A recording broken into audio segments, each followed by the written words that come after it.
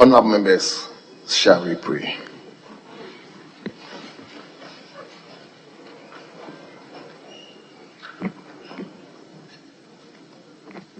Almighty God, we humbly beseech thee to look with favour upon this Parliament of the Republic of Ghana.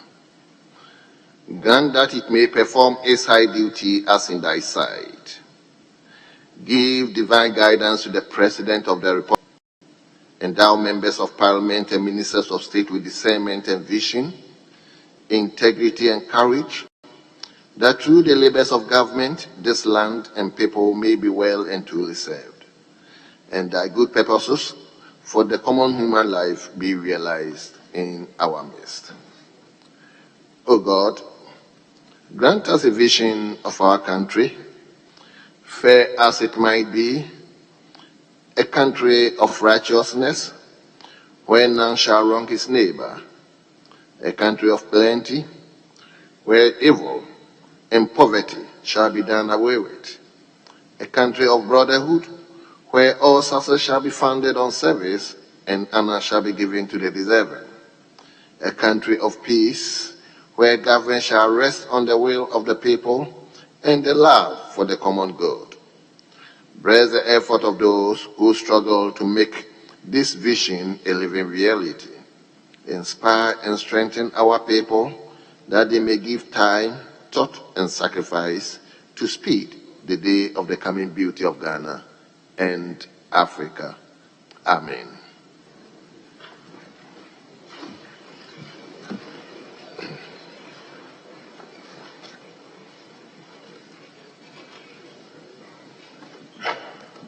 Honourable members, we will turn to Standing Order 14, which is item number 2 in today's order paper. That is roll call. Item 2, roll call. Standing Orders 14. Table, kindly carry out with the roll call. Yes, leader.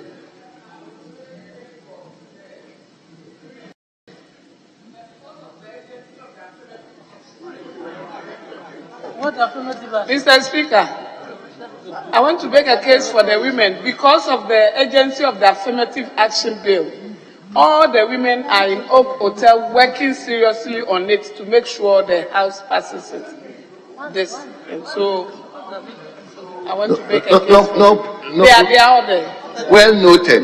They are in Oak Hotel. Well noted. That doesn't mean we cannot carry on with our roll call. We will go on with our roll call. All those ladies over there, you have a way of acknowledging them.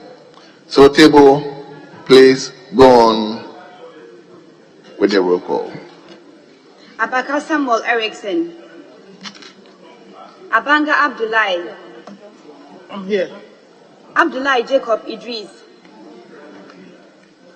Abdul Latif Dan. Abdul Salam Adams. Ablakwa Samuel Okujeto. Abuaji George Kwame.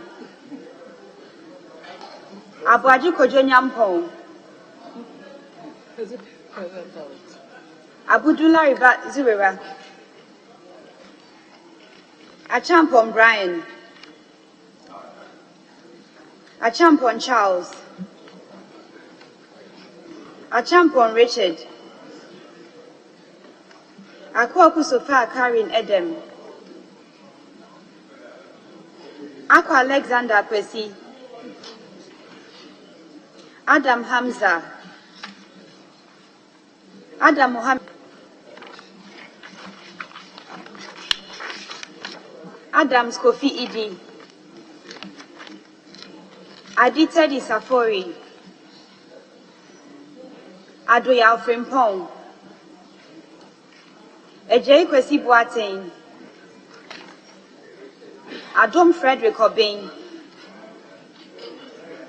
Adumako Mensa Alex. Admako Mensa Collins, Adongo Isaac, Edu Johnson Kweku, Edu Chumia Osei, Afenyo Mark and Alexander Kwamina, Afol Eric, Efrifa Mensa Kwesio Usu, Efriye Nana Yu, Efriye Kweku, Agalga James, Agbeve Charles, Agboja Kwame Govins, Ejepon Ken Ohene, Ejari Alexander, Ejekum Emmanuel Kwejo, Ajimai Menu Kweku, Ajimai Rolling Zaneto, Ejeni Mbwati Kweku, Ahinkwa Kingsley Carlos, Ahinkwa Frederick Yao, Ahi Samson, Ahiafo Bernard, Eidu William Oreku, Akando Kwabnaminta, Akanveri Lydia Lamisi, Achia Samuel Lata, Alauzuga Albert Akuka, Al-Hassan Abdallah Idi, Al-Hassan Bashir El Fusaini, Al-Hassan Lydia Seyram, Al-Hassan Lydia Seyram, Al-Hassan Saibu Suhini, Present. Aliu Mahama Umar Farouk, Aloute Angelo Foriwa, Amankwa Nicholas, Amankwa Menu Kofi, Ameu John Peter, Amiao Tremi Kwesi, Amwa Osei Bonsu, Amwa Stephen, Amwaku Andrew Esiama, Amwaku Atakwesi, Ampim Thomas Nyako, Present. Amprofu Chumesi Kwame, Amprechum Sapon Kweku, Andre Emmanuel Ejay, Ernest Yao, Enim Moses,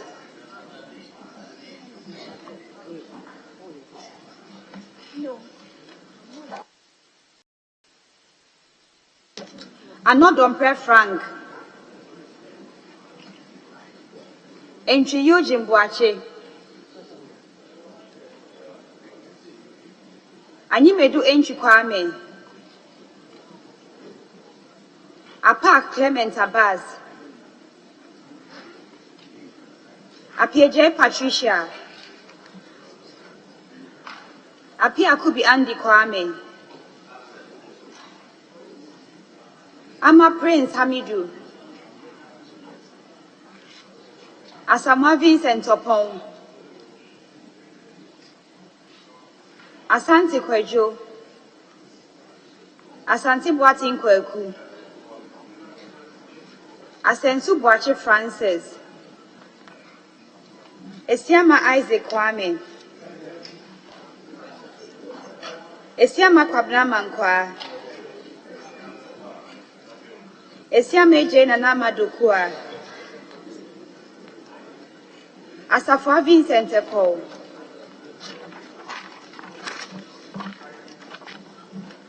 Atamil Samuel, Abeji James Kluche, Avoka Cletu Sapu, Ewa Ignatius Bafo, Awuni Theresa Ladi, Ayamba Ladi Ayi, Ayariga Mahama, Ayuku Benjamin Nate, Ayinega, Befi Michael Ochre, Baba Benson Tongo, Baligi Bright Bachi Yovil,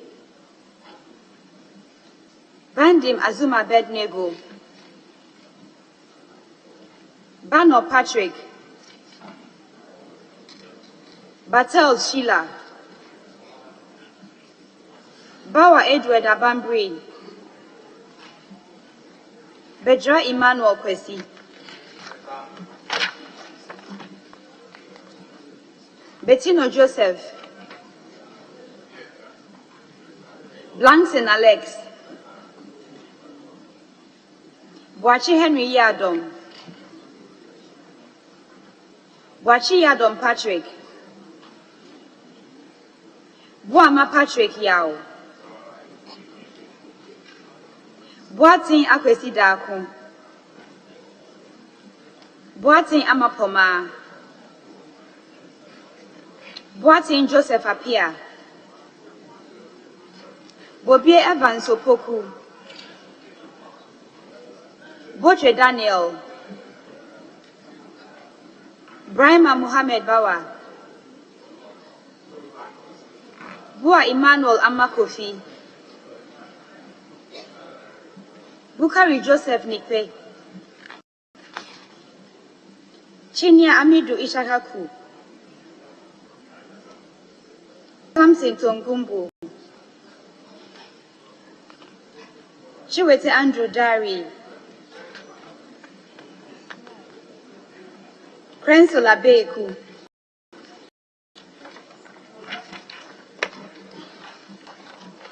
Kujo Comfort Doyo, Kujo Joseph, Kujo Robert Wisdom, Dafia Mako Roxin Nelson Echekwame, Dalu Thomas Ada, Dapila Cleto Seidu, Daku Daniel Lohine,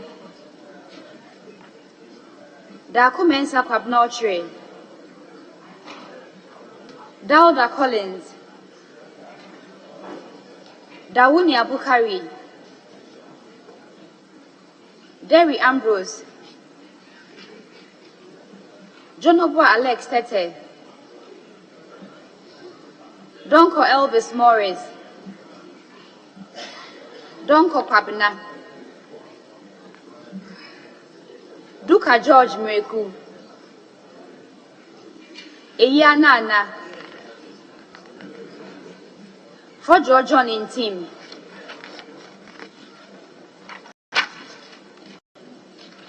Force and Castle Atubba, Frimpon Joseph, Gakwe Kwame Jujoli, George Samuel Nate, Ganza Lasa Kobna, Gate Joe, Gidisu Wisdom, Gomadoyao, Gomashi Ablajifa, Jenfi Manuel Akwesi, Jan Mensan Richard, Hamon Kobnata Hill, Hansen Norte Eves, Haruna Seidu, Hayford Ophelia Mensah, Hotoja Alexander Roosevelt,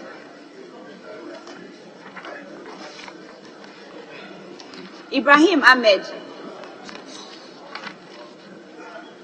Ibrahim Mutala Muhammad, Ibrahim Azuera Muhammad, Idrisu Habib, Idrisu Haruna, Isifu Seidu, Jabbar John Benham, Jaja Yusuf Isaka, Jalula Stephen Pambin, Joshua Godfrey Seidu, Jinapo John Abdullahi, Jinapo Samuel Abdullahi, Kinney Jeffrey, Kisi Dixon Adomako, Kuneju Akwesi, Kumson Mavis Howard, Kosa Martin Kwekwe J. Mensah,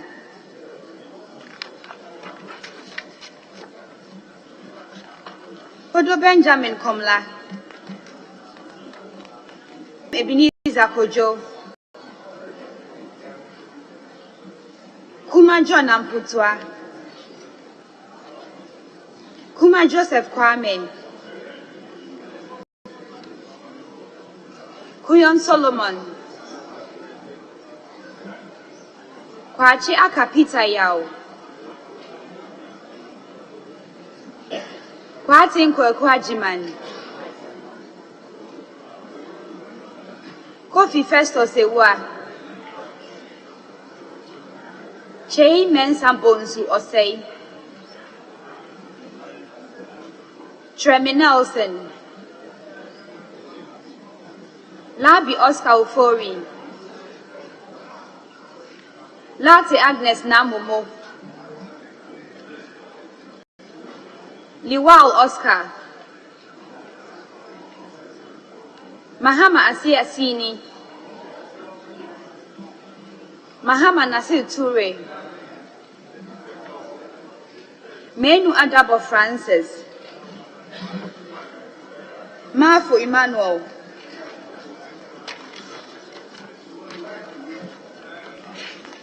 Mafu Kofia Henkra, Mbomba Thomas, Mensah Nanefua Crosby, Mensah Francisca Otain,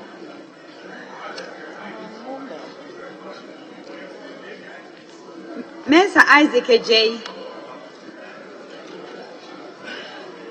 Mensah Joseph Kwesi, Mensah Tina Gibson Ayele, Mensah Andrew Kofi Japa, Morrison Cynthia Mamle, Muntaka Mohammed Mubarak, Musa Abdulaziz Ayaba, Nanja Sanja, Napari Dominic, Nawani Mark Kurt, Newman Dakwa, Nitiwu Dominic Binga Maduna, Mensah Boydu Mavis, Inkansa Boydu Mavis, Nokoi Kofi Ako, Nogbe Ernest Henry, Notuko Toi Peter Kwesi, Intim Adelaide, Intim Augustine Collins, Intosu Helen Ajua, Nyakote Albert Tete, Nyako Bismarck Tete, Nyako Kingsley, Nyako Kwame Naminta, Obin Teti George Kwabena, Obin Boating Alfred, Okluolinda Ohinewa Akwele, Odampton Isaac Ashai,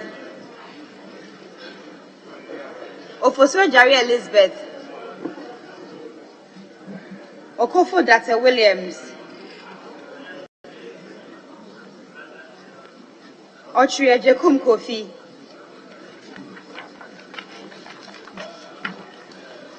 Opoku Davis Ansa, Opoku Eric, Opoku Isaac Yao, Opon Kroma Kojo, Osei John Frimpong, Osei Kennedy Nyako, Osei Asari Abena, Osei Wusu Joseph, Oti John Kwabna Bless, Otutai Christian Kolite, Owusubio Benito, Owuswe Kufu Esla, Peito Desmond de Graft, Pelpo Abdul Rashid Hassan, Prempe Frida Kosia, Prempe Matthew Opoku, Korte Henry,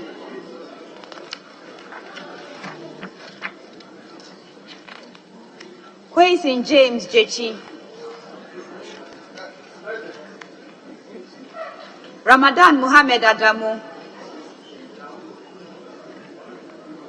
Ricky Tegan George Kweku, Safu Sarah Ajua, Sandari Sabacha Imeneso, Sanid Suleiman Adamu, Sani John Kobna Abam Abua, Soya Queen Samami Pokwa, Sefe Richard Kwame, Setre Benjamin Yabua, Sosu Francis Xavier Kojo, Sowa Dela Ajua, Sowa Rita Na Ojole, Tuparu Adams Mohammed, Suleiman Adama, Suleiman Al Hassan Tampuli, Suleimana Yusuf,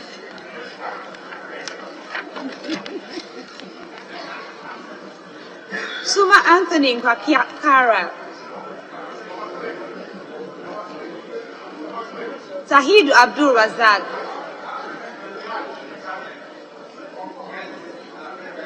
Teria Augustine, Tel Abi Ebenezer Klite,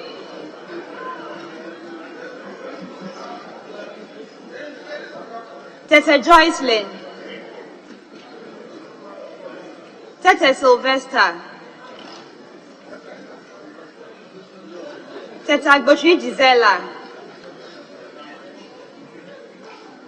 Tete Joseph Akwete, Sophie Dockers, Tobu Peter Lanchini,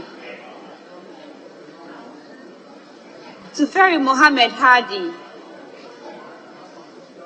Chum Ampofu Gifty, Chum Berima Paul Apreku, Yusuf Mustafa, Vandapoy Alf, Vandapoy Edward Nilante, Bondi David. Wakal Daniel Insala. Rekubobe Bright. Woyome Kobna Mensa. Zidin Bid Anwata Zumo.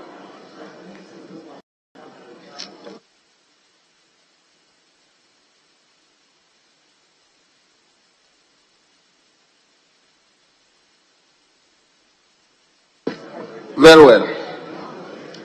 Honorable members. Please, I didn't hear my name, Elizabeth Ofuswejari. What? My name, Elizabeth Ofuswejari. Thank you. Your name, we've gone past your name. Your name was mentioned when you were not here. Honorable members, the first day we started this, the speaker explained, we have 3 layers. If you didn't hear your name, you can still register and you'll be considered as president. So, if you came at the time that your name has already been mentioned, it means the roll call is over, but you still can get your name registered, and it's the same thing. So, honorable members, we now turn to item 5. We don't have message from the president, neither do we have any communication from the speaker. So we turn to item 5, correction of votes and proceedings report. So we start with votes and proceedings. Page 1. Page 2. Page 3. Page 4. Page 5. Page 6. Page 7. Page 8. Page 9. Yes, honorable member for Temali South.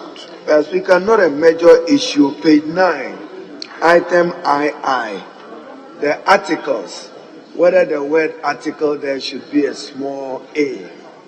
I think fundamentally it should be a cap. The A, articles 78, 79, 256. But let's check. Yes. The constitutional. So table, just check. If we have to make it capital, then it should be small. Okay. Very well. Yes, honorable deputy majority whip. Speaker, on page 8, number 25, the member for Bimbila is absent with permission. I don't know why he's been marked absent. Which one? Page 8, 25. Honorable Dominic Nitto is absent with permission.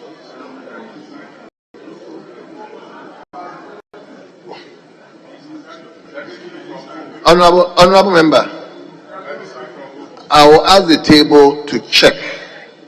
If he sought permission, he will be the issue will be corrected. But if he didn't seek permission, then the records will stand. So we turn to page 10, page 11, page 12, page 13.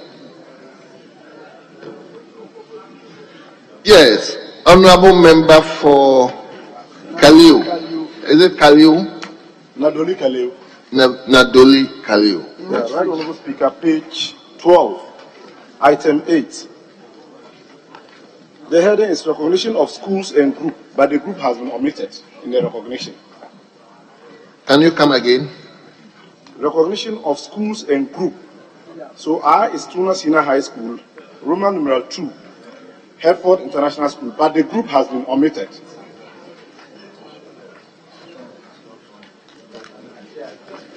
Table.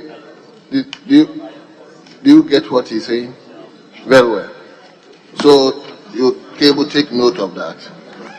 Yeah, right, Honorable Speaker. Also, recognized. The first line has been spelled wrongly. Can they correct that too? Recognized. So recognize. Yes. Very well. Thank you very much. Let's move to page 14. Page 15. Page 16. Page number 17. Page 18. Page 19. Page 20. Page number 21. Page 22. Page 23. Page 24. Page 25. Page 26. Page 27. Page 28. Page 29. Page 30. Page number 31. Page 32. Page 33. Page 34. Page 35. Page 36. Page 37. Page 38. Page 39. Page 40. And finally, page 41. Honorable members, in the absence of any further corrections, the rules and proceedings of Wednesday, 14th February 2024 is hereby adopted as the true records of proceedings.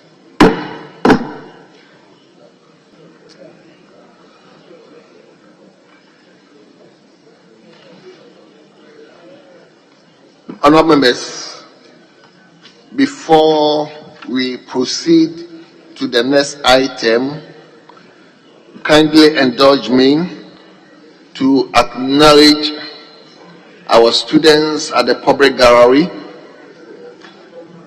students who have traveled all the way from the northern part of our country to come and witness what is happening in the Chamber of Parliament.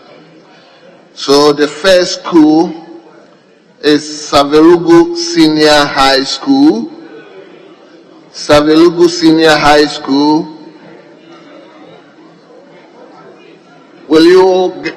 Yes. Savelugu Senior High School. They are being led by Napodo Ibrahim Alassan, who is a teacher. And by the name of the school, we can all see where it's located. The school is located at Savelugu constituency. Savelugu constituency. Do we have the member of parliament here? Very well. Why?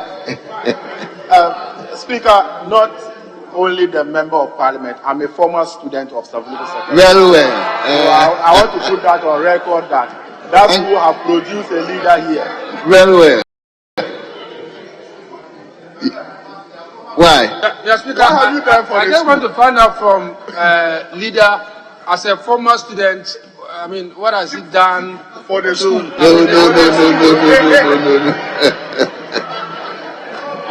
Okay, you can resume your seat. The second school is Tamale Girls Senior High School. Tamale Girls Senior High School. They have been led by Abdul Mumin. She is also a teacher, and you can all guess the location of the school. It is Tamale South. So we have our former minority leader here.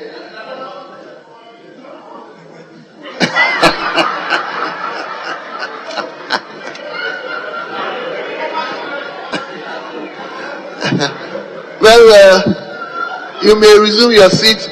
You are welcome. Just be attentive. I can realize that you are already monitoring what is going on. So you are welcome, and we wish you well. Honourable members, we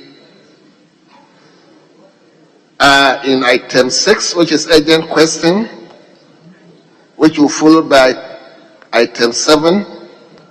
But incidentally, the ministers responsible to answer the questions have just turned in, not that they've been reshuffled.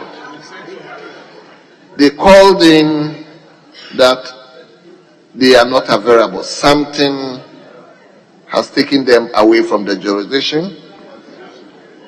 The minister himself called me yesterday night. So we will reschedule the questions for another time. Right, Honourable Speaker. Here we go again.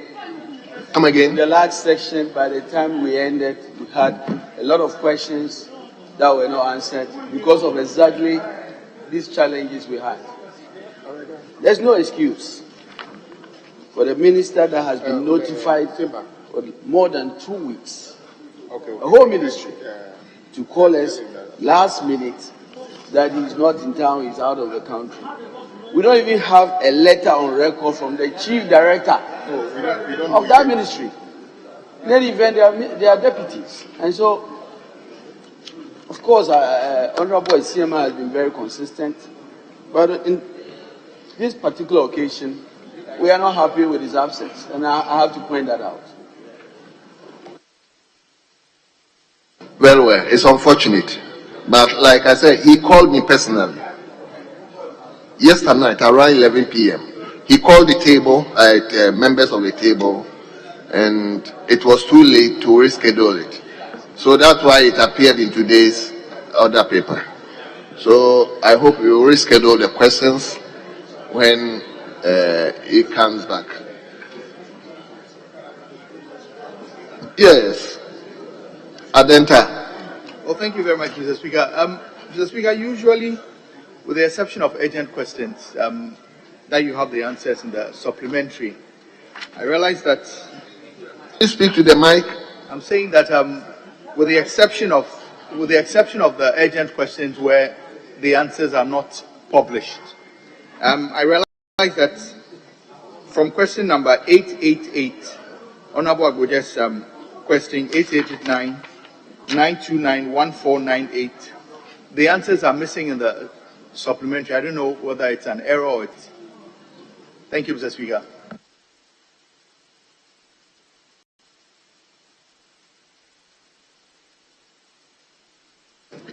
Well, I don't know. I would have gone with your suggestion, but when it comes to the issue of supplementary questions, I don't know how you are going to deal with it. So if we can take the published answers to be the case that the minister have answered the questions, fine, we can go by that. But then the supplementary questions For me, that is the most critical aspect of it. No, Mr. Speaker, what I'm saying is that the answers have not been published. The answers to these 4 questions have not been published. It's not in the answer. So 888-889-929-1498 are all missing in the. Then probably that even calls for the minister to be here. So let's reschedule it Very well, Mr. so that the minister will come and answer. Yes, Honorable Dafiamapo. Speaker, thank you very much. Speaker, regarding the absence of the minister, Speaker, it's a matter of record that the Ministry of Transport has 2 deputy ministers. And this House, on many, many occasions, have given deputy ministers to respond to questions asked by members. Mr. Speaker, these questions, some as old as last year. My question, for instance, I filed it and it was admitted in June 2023. So if the minister is now coming to respond to it and still giving excuses that he's unavailable, he could have detailed any of his 2 deputies to come to respond to them. It's such a serious omission. Mr. Speaker, my question is to ask the Minister for Transport what necessitated the decision by Kotoka International Airport to fumigate passenger bags at the airport at a cost of $7. This was my question, filed June last year. And it's coming to this House in February 2024. And even though it's slated to be answered today, he's giving excuses. Any of his deputies could have come to answer this. Mr. Speaker, it's unacceptable. It's unacceptable. It's unacceptable. He should detail his deputies to come and respond to these questions. Mr. Speaker, with all due respect. Thank you. Yes. Yes, rightly so, Mr. Speaker. You have already ruled, and as the Deputy Minority Leader said, Honorable Isiama has been diligent in appearing before the House. Mr. Speaker, the point our colleagues are making is that, as we speak, the majority side, led today by the Deputy Majority Leader, Honorable Afenyo Makin, has 17-member majority. Only 17. If we add you before, it will be 18. The question is, the ministers won't come. The members won't come. What is happening? If they don't want to be in government again, I said the other day, they can all resign. They can resign. There's nothing in the Constitution which says that you must necessarily be there for 4 years. It's up to 4 years. They can resign today. Because we can't come. Look at us. Does this look like minority to anybody? Is this minority and this is majority? Is that how it looks like? The ministers won't come. The members won't come. So, in fact, they are wasting the time of the Ghanaian people. And maybe we need to take a decision in this House that the president can resign. He can actually resign before his term, because there's nothing stopping him to doing so. If he's not even in the country, the ministers are not in the country. You said one of them called you at 11 p.m. and the leadership cannot be found. Mr. Speaker, meanwhile we have serious problems in this country. Serious problems. Very, very serious problems in this country. I know you are not a member of MPP, so you are also not happy. Mr. Speaker, do something about this.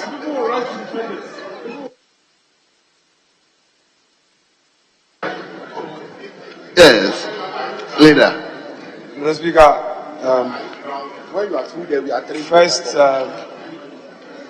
we apologize for the inconvenience that the minister is unavoidably absent. He indicated that and gave notice, and his plan was to come personally. That is the case. And yesterday, the Greek minister was here with us. He answered every single question, including many supplementary questions.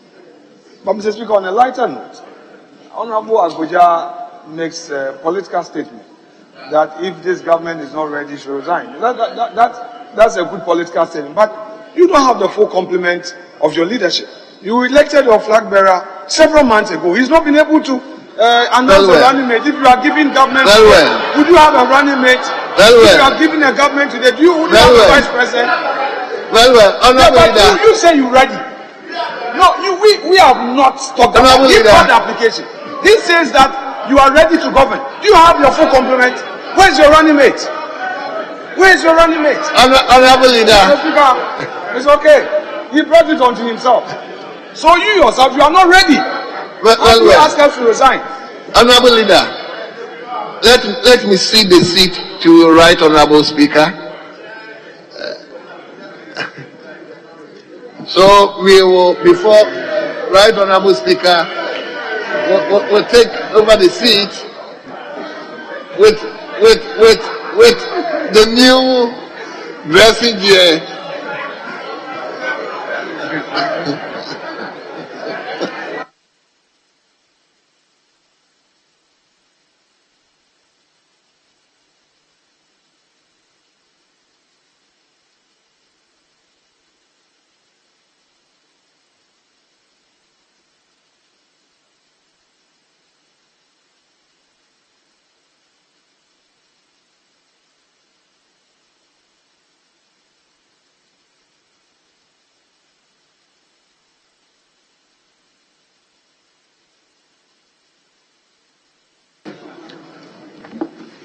Honorable members,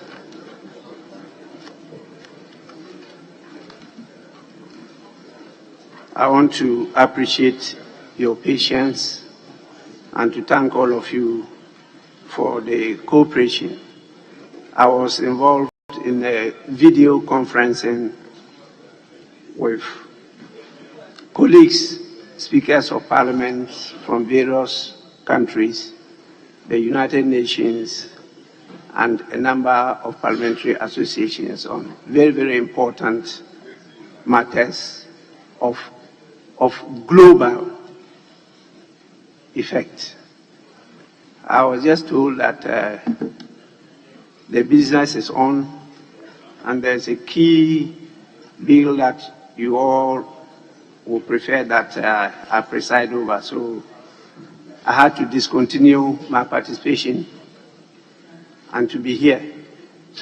So if you see me properly adorned this way, it's all in your interest.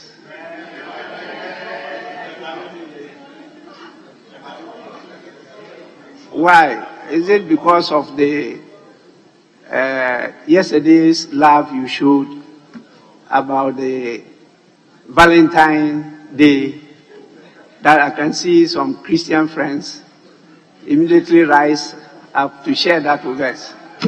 Yes, Deputy Minority Leader. Honourable Speaker, I'm a little lost. I've been following your display of different outfits and different cultures. And often when you come in, I will know that, oh, this is coming from the Bronga half. This is coming from Ashanti. Today I'm lost. I don't know. So if you can tell us whether this is coming from the Sultan, I don't know this one.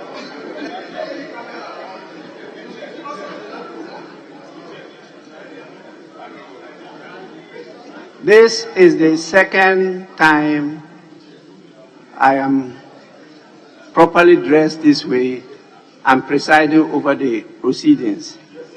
And on the first occasion, I took time to explain this as an award that was, I must say, graciously given me by all the Muslim sects in the country together. Because this is an award that Prophet Muhammad himself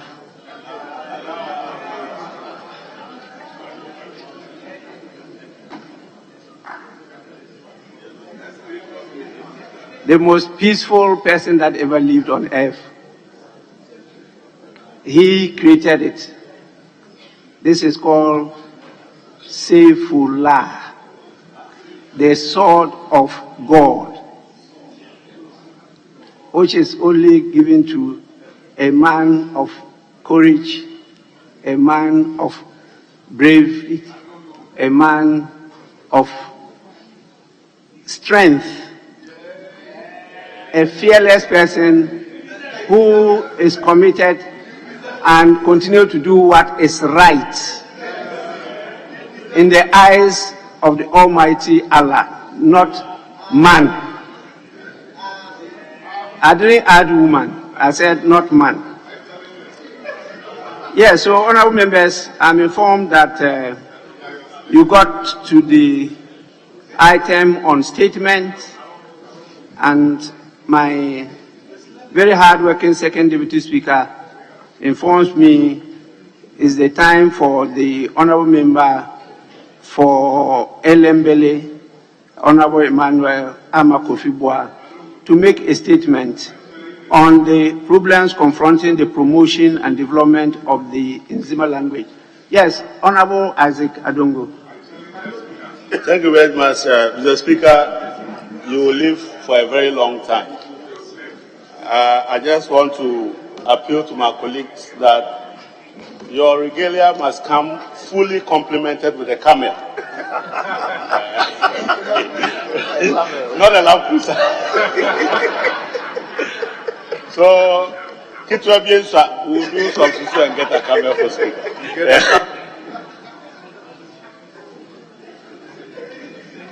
Well, I've never sat in a hammer before. Never. I don't know how it feels to sit in a hammer. Yes, so honorable members, may we listen to our colleague. Thank you, Right Honourable Speaker, for the opportunity to present this important statement on the problems confronting the promotion and development of the Nzima and other local languages in Ghana. The Speaker, the Nzima language is one of 11 languages, local languages, in the curricula of the basic and senior high school levels. The language is examinable at both the BEC and the WASI, West Africa Senior High School Certificate Examination levels, organized by the West Africa Examination Council. It is also one of the languages studied in the University of Education, Winneba, the Ajumaku campus. Scholars who have passed through this institution and other reputable universities in Ghana and abroad have researched extensively into the language and have produced a lot of research materials and publications. This shows that the Nzima language does not lack literature, which is a plus for a developed language. So, Speaker, it is a matter of worry worth noting that despite the high level of development of the language, interest in teaching and learning of the language in our educational institution is waning drastically. Consequently, students who study Nzima as an elective subject at the SHS level keep on reducing over the years. So, Speaker, one of the reasons that has resulted in the disinterest in learning of the language is the lack of qualified teachers of Nzima at the basic level, which is the foundation building stage in the language learning process. The University of Education Ajumaku campus produces only a handful of qualified graduates in the language every year, which is not enough for the numerous schools. Even the few graduates who pass out have not been employed as I speak. Another key reason, Mr. Speaker, is that apart from the students who graduate from Ajumaku campus, there are other students of the Nzima language from the College of Education. These are graduates that are supposed to teach the language effectively at the basic level. Though Nzima is the major Ghanaian language studied at the basic level in the Western region, it is not included in the curricula of the 3 colleges of education in the Western region. As a result, Nzima students who desire to study the language in any of these institutions are compelled to study either Infanti or Twi at the expense of their preferred language. The lack of teachers to teach the language at the basic level has generally affected the performance of the schools. This poor performance at the basic level has caused a lack of interest and confidence in the students to pursue the language at the senior high school levels. So, Speaker, the Bureau of Ghana Languages, which is currently an agency under the Ministry of Tourism, Culture and Creative Art, was established and mandated to promote the development of Ghanaian languages. As language is paramount in exhibiting our rich cultures, Nzima is among the 12 languages that operate at the agency. Apart from its mandate of publishing reading materials for schools and general readership in various languages, the staff are also responsible for the translation of government policies for the reading public in the Ghanaian languages. Unfortunately, the Speaker, the Bureau of Ghana Language is facing official neglect with serious funding challenges and is not functioning effectively as expected. The GAM, Akuapem, Infanti, and Zima sections are not functioning for the lack of staff to man them. The neglect is defeating the mandate for which the Bureau of Ghana Languages was established. The development of indigenous languages is very fundamental in our cohesion and unity as a country. So, Speaker, to ensure the development and orthographic control of various languages, the Bureau of Ghana Languages set up language committees for this purpose. Language committees ensure standardization in languages towards their development. Regrettably, these committees have not been functioning for over a decade due to financial constraints. It is noteworthy that it is only the Nzima Language Committee which is struggling to function through the sacrifice and commitment of its members to meet its mandate. So, Speaker, given the issues enumerated above, I and other colleague MPs, the MP for Varua Jomrodjura, the MP for Jomoro, the key stakeholders and chiefs have come together to try to find a solution to these challenges. And the following recommendations are therefore made for the consideration of the Ministry of Education, the Ghana Educational Service, and the Ministry of Tourism, Culture and Creative Arts with the support of this august House. 1. The Nzima language should be included in the curriculum of College of Education in the Western region to train teachers of Nzima for Nzima schools. 2. The non-employment of Nzima language graduates to teach the language extensively at the basic and senior high school level should be addressed. 3. Teachers of the Nzima language should be posted to Nzima schools where they can teach the language effectively instead of posting them to then Nzima areas where those languages cannot be taught. The Ministry of Tourism, Culture and Creative Arts, the mother ministry of the Bureau of Ghana Language Issues, staff the GA, Akuapem, Infanti and Nzima sections of the agency to provide the needed language services and staff the committees. The language committees should be resourced adequately to be functional to meet their mandate. We as a country must take pride in our local languages if we are to protect our culture, tradition and heritage.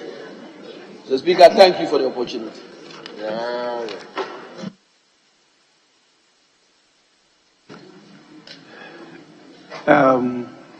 Yes, Honorable Ablakwa. I'm most grateful, Right Honorable Speaker. Right Honorable Speaker, thank you for the opportunity to contribute to this very important statement which the Honorable Deputy Minority Leader has just eloquently delivered. Mr. Speaker, even though the maker of the statement focuses on the Nzima language, which, of course, that is his own language and the people he represents in this august House. Mr. Speaker, the issue of endangered languages, as UNESCO calls it, is a very, very important matter. And this issue must engage the attention of this House. Mr. Speaker, according to UNESCO, out of the about 7,000 spoken languages across the world, 40% of them are endangered, and they are on the verge of going extinct, totally extinct. Mr. Speaker, not too long ago, in the capital, here in Accra, Ghana chiefs raised a concern about the lack of Ghana teachers in the Greater Accra region. Only a few months ago, they could not get adequate Ghana teachers. And in a lot of basic schools, the Ghana language was not being taught at all. So, Mr. Speaker, it's not only with our good compatriots in Zimaland, even here in the capital. So, a number of languages are on the verge of extinction. And it is a matter that requires urgent national attention. The President, the executive arm, the Minister of Education, the Minister for Culture, Mr. Speaker, it is a matter that we must escalate to the highest of levels. Language is so important. That is what represents our heritage, our culture, our traditions. If the language goes extinct, the people are gone. Their culture is gone. Their identity is gone. So, Mr. Speaker, it's a very, very, very crucial matter. Those of us in the Volta region, we have discussed at our caucus meetings how it has become difficult in recent times to even get adequate supply of teachers who have been trained in the Ewe language to teach in our basic schools. They become very, very scarce. So across the board, I'm sure if we are to conduct a study in the Upper West on the Wale language, I'm sure it will be the same matter. So I am glad that the maker of the statement raises the issue of resourcing the Languages Bureau, making sure that our colleges of education have a deliberate stream of students who are being trained in our indigenous languages so that they can sustain the interest in these languages. Mr. Speaker, beyond officialdom, what the state must do, we must also play our part.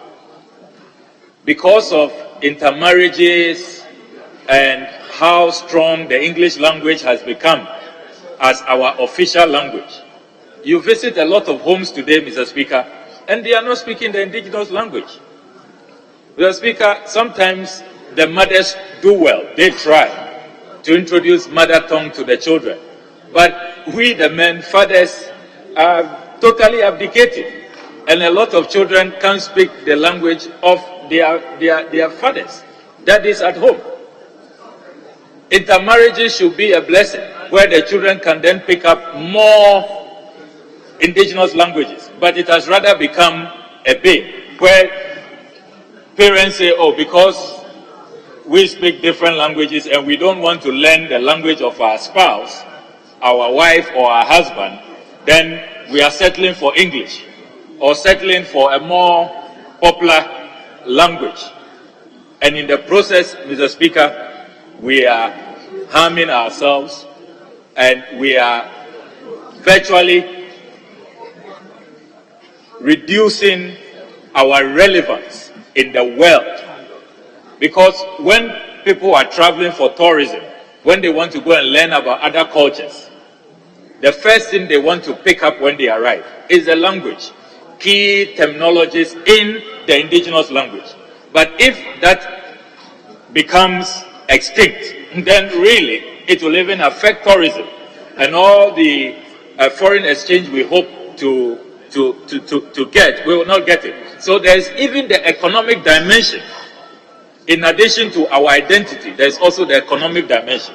So, Mr. Speaker, I am glad that you are presiding yourself over this statement, and you have been a champion of Pan-Africanism. You have been a champion of what is indigenous and what is unique to the African people, as you have constantly expressed, even by your way of dressing and how, Mr. Speaker, you have conducted yourself since you became Speaker.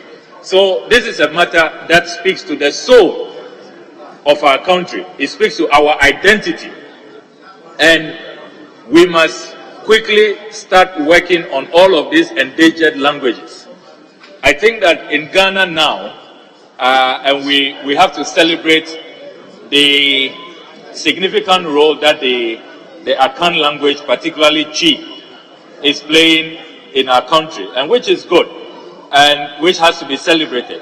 But that should not be happening at the extent of other languages. We can bring up all the languages. It is possible to shore up all the languages and make sure that none of the languages go extinct. So, Mr. Speaker, UNESCO has been drawing attention that this has become a global challenge, and governments and parliaments must take note of it, and the 40% of endangered languages should be identified and should be resuscitated.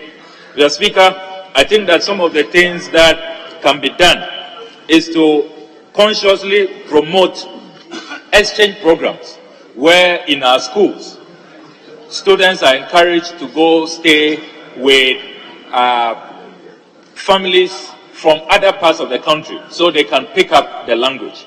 Mr. Speaker, I recall that a conscious effort that President Nkrumah really pursued was a boarding system, which was a way of not only building national cohesion, but also consciously picking up the languages and the cultures of other Ghanaians. But these days, because we are seeing a reduction in the boarding school system, and we are seeing that even within the boarding school space, not too long ago, it was even a punishable offense, Mr. Speaker, to be caught speaking an indigenous language. Can you believe that, Mr. Speaker? I mean, it is even called vernacular, and you are punished. I mean, school prefects, class prefects are told to identify those who are speaking vernacular, who are speaking African languages. Their names are written, and they are punished when the teacher arrives. Incredible, Mr. Speaker. And all of these practices is what is responsible for where we are today. That is why these languages are going extinct. We should be proud of our language. We should speak it. Nobody should be punished. Nobody should be looked down upon. I mean, if you can speak your indigenous language better than you speak the English language, it's even better. It should be encouraged. And Mr. Speaker, that's why I am proud of you that even in the new standing orders, I see that you have made effort to allow for indigenous languages to be spoken, except that it should be translated after it has been spoken so that those who don't understand can understand. But we should all try to learn, pick up other people's indigenous language so that, I mean, it won't be bad, Mr. Speaker, if even there is a day that we decide that everybody should speak the language where they come from, where they represent, you know, the people they represent, speak their language, an indigenous language day in this house. So, Mr. Speaker, this is a matter, even though the Honorable MP and Honorable Minority Leader raises the challenges in Nzimaland. It is not only in Nzima. I've talked about how here in the capital, Ghana chiefs are complaining, Ghana scholars are complaining. It is also a challenge in the Volta region and many parts of our country. So, Mr. Speaker, these endangered languages should quickly be identified, and let us task the relevant ministries, and we ourselves as a house, let's fashion out a way that we can all come together to save these endangered languages, make sure that they don't go extinct, so that together we can promote our culture, promote our traditions. Finally, perhaps one of the reasons why we as a people are complaining about in discipline, complaining about how we are not seeing a lot of patriotism. We are not seeing a lot of love for country. It's because how are we communicating to the younger ones? In what language do we communicate to them? It has been said that if you speak to people in their language, their mother tongue, you speak to their heart. You win them over. You convince them the more.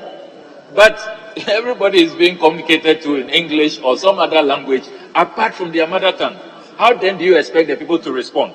To be more nationalistic, to be more patriotic, to solve a lot of the problems that confront us. So, Mr. Speaker, this is a very, very important subject matter that has so many dimensions for national development, for national identity, for our image, our pride as a people.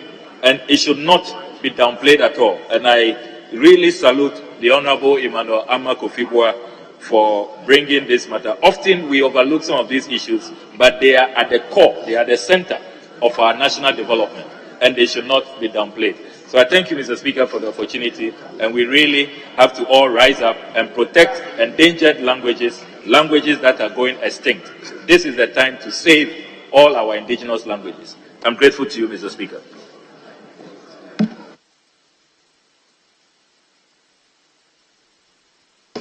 Thank you, Right Honourable Speaker, for the opportunity to contribute to the statement, crucial statement made by our Honourable Minority Leader. Right Honourable Speaker, it is evident that in countries like Asia, where physics, chemistry, where everything is done in local languages, we see a lot of them doing so well. And this can be made evident when it comes to Ghana, where the religious bodies are thriving, because we have the Bible translated in languages like Nzema, like Fante, and others. And it doesn't take somebody to understand English. But once they can read the tree and understand it, they can preach to the understanding of everybody. It is sad that when you come to our part, physics, the most important courses are not done in the local language, but in English. And I believe that it is one of the problems that we continue to encounter as a country. Mr. Speaker, like my colleague rightly said, language is everything, because we are at a point where we are preaching for patriotism. How can you be patriotic when we choose to abandon our tradition and our language? Because it is through the language that we can build pride, we can get confidence, and also be proud of our heritage. And here we are in Ghana. If you make a mistake in English, you are ridiculed. So the confidence to speak English is another thing. You go to the bank and there's somebody comes and say, I cannot sign. You to me sign because I didn't go to school. So, Mr. Speaker, I think this statement is very important that we pay attention to it.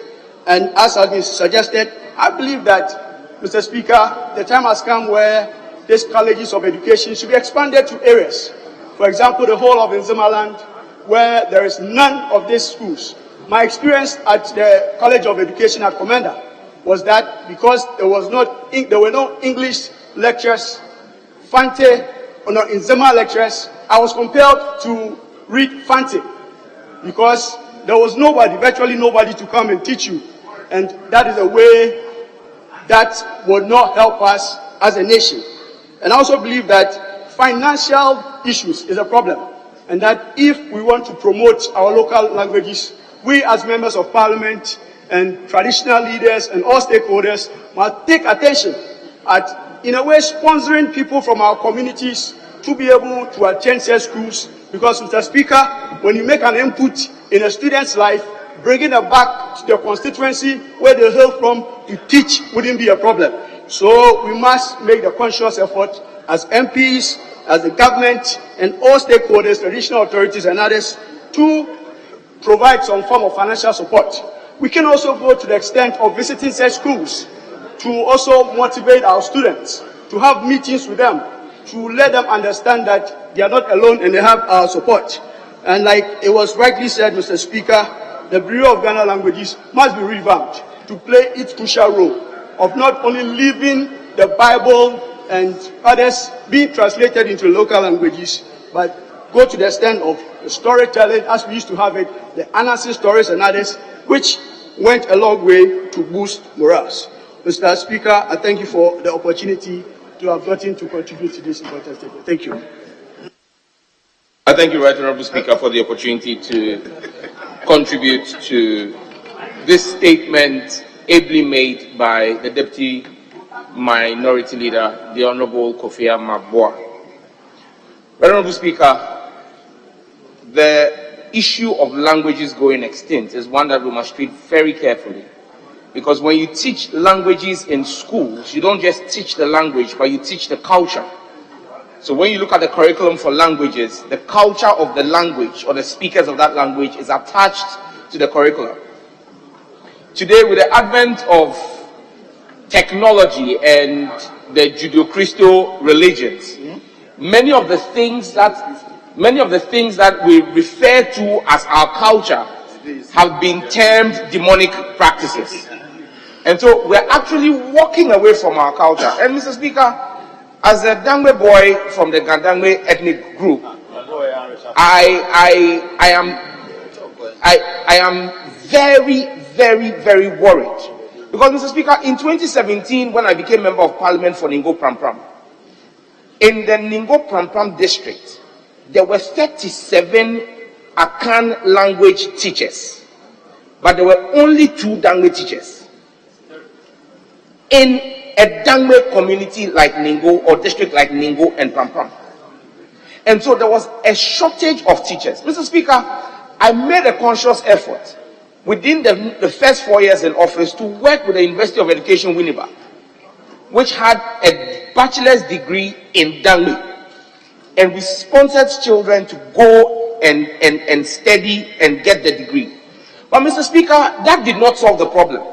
You then have the Ghana Education Service post these Dangwe teachers away to the north, or post them to the Ashanti region to go and teach social studies and Bible knowledge when they studied Dangwe. So why are you posting them away? And so recently, the Gandangwe Tahuloyakwe took a stance and said they thought that the Ghana Education Service was intentionally working to kill some languages. Because, Mr. Speaker, if we have trained teachers in our local languages, and there is a shortage of teachers in the region, why post them away to go and teach a different language? It makes absolutely no sense. And so, Mr. Speaker, I'm excited that you are chairing this meeting or presiding over this meeting, and that we would have some specific directives made to the Minister for Education to work with the Ghana Education Service to ensure that specific language teachers are intentionally posted to specific regions where their expertise is needed. Because, Mr. Speaker, Okujeto Ablakwa in his submission said the mothers do well and the fathers most times are unable. Well, maybe it's because it's called mother tongue. The mothers are teaching them their mother tongue. And like the way Adra Safo, the Honorable, the last time when we spoke about the pledge, we recited the pledge, said she didn't understand why they said father, and she wanted mother included. Maybe we should also have a father tongue, so that the fathers can also teach their children their language. But Mr. Speaker, it's important that we learn our language. Because for many of us who speak our local language, even the greetings in our local dialects come with cultural and traditional essence. But Mr. Speaker, we've come to a place where, like Okujeto earlier stated, if you are caught speaking vernacular, your own mother tongue, you are beaten and punished in our schools. We have made speaking our own language inferior to speaking English. In this chamber, Mr. Speaker, when somebody gives a proverb in his local dialect, the next refrain you hear is, to wit. We are the Parliament of Ghana, and we have local languages. It would be beautiful to have the Honorable Afenyo Mankin rise and speak in Efutu or in Ewe, which is his mother tongue, and have me rise and make this submission in Dangwe, and let the Hansard reflect sing. Because, Mr. Speaker, the Asian tigers that we talk about, how the educational sector has developed, they do the basic, and from year 1 to year 9 is done in local dialect. in Japan, in Singapore, in Malaysia, they teach their children in their local language. Mr. Speaker, I bet you if we asked Ghanaian chemistry teachers to teach chemistry right now in Chi or in Dangme or in Ewe or in Dagari, Mr. Speaker, we will have to run. It will be worse than the licensure exams. So, Mr. Speaker, we need to really look at this and take a serious position on it.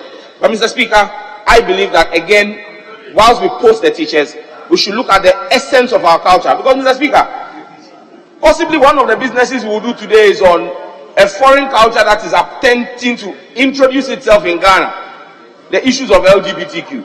Mr. Speaker, if people are attuned to their culture, if children understand their language, if the Gen Zs understand what their language is and understand their culture, they will know that this is foreign and it is not woke, it is not lit, which are their own terminologies, to associate yourself with something that your own culture and traditions frown upon. But, Mr. Speaker, we are dealing with all of these challenges. Young people meet elders in buses and they are not willing to stand up for them. People don't respect young people, meet elderly people. In fact, Mr. Speaker, even some of the national service personnel here, me, I'm a young man, so I don't worry. But they meet people like Honorable Kodo, an elderly person like Honorable Kodo, and they expect Honorable Kodo to greet them. Lack of culture and training, because we are not teaching our children our language. Mr. Speaker, let's take this seriously as the Parliament of Ghana and let's deal with this canker to fix the moral fiber and social fiber of our nation. I thank you, Right Honourable Speaker. Thank you, Mr. Speaker, for giving me this opportunity.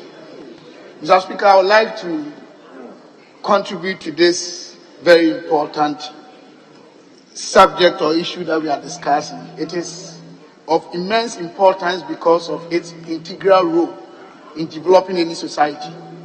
Mr. Speaker,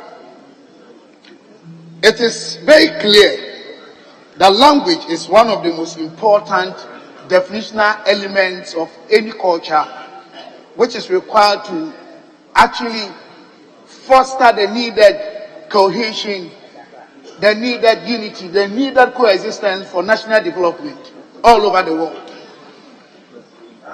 It is quite unfortunate that one of the cultural values that we are actually losing is our local dialect. Mr. Speaker, most parts of Ghana today, even our own children cannot speak our local dialect. Children that were born in Ghana, bred in Ghana, they've never traveled beyond our borders. You ask the child, Mr. Speaker, permit me to speak my local dialect.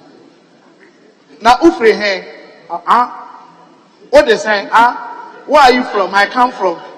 It's very interesting. China, for instance, they have about 302 languages. Is it Mandarin or one of them? About 70% of the population, that's what they speak.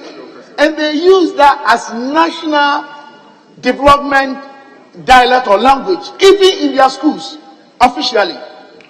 But what do we see in Ghana? Sometimes unnecessary tribal cuts, which I don't believe in any way. Mr. Speaker, I would like to use this opportunity today, tell Ghanaians something. In our blood and our genes, there's nothing like tribe. Never. It's just out of evolution.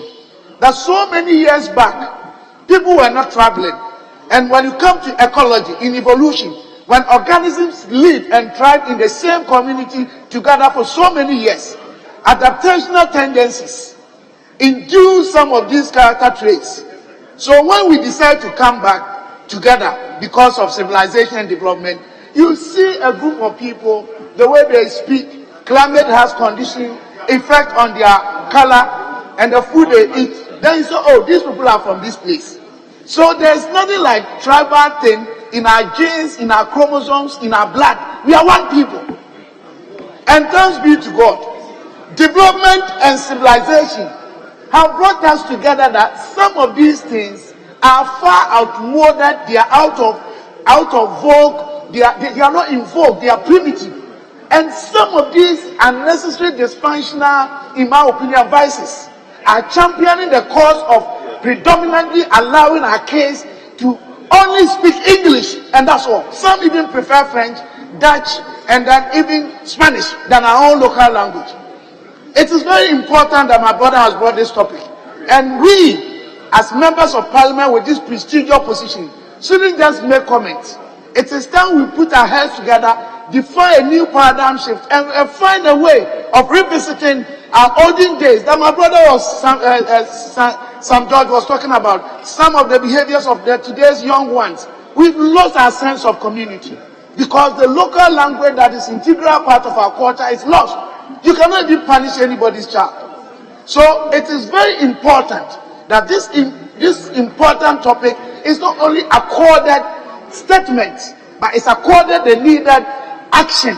So as a country, we can revisit this past and build our country and let our young one begin to, even the loss of patriotism and nationalism to me is one of the reasons.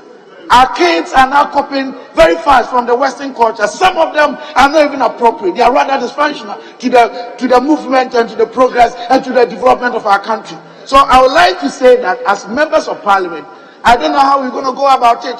There should be a way to strengthen these local dialects, help the schools. Let's even give special packages to teachers who will be teaching Ewe, Chi, Ga, Dagomba, and all of them. So we'll begin and cherish and adopt and apply our once enviable dialects so that we can actually build Ghana based on our own values and our culture. Mr. Speaker, if I want to talk, I will not finish today. All that I can say is that without redefining a new paradigm shift in a way of bringing back our local dialects, even building our national frontiers out of collectivism will be a problem. Because now we are copying somebody's culture, whose food, whose diseases and others are not tropical enough for us to find solutions to it. Mr. Speaker, I would like to say that all of us, we have to support this. We need to begin something practically. We need to act on that. And we need to give ourselves time. But within a decade, Ghana will go back to the time that our local language will be properly, efficiently, and effectively be taught in our schools. Thank you, Mr. Speaker, for this opportunity. Thank you, Mr. Chairman, Mr. Speaker, for giving me this opportunity. Mr. Speaker, just to put on record that the statement was ably made by my uncle on my maternal side. I'm also an Nzima from the Jomoro district. But, Mr. Speaker, I've listened to the commentary that has been made by my colleagues. And, Mr. Speaker, we are all speaking about the effects of a problem that was not created by us.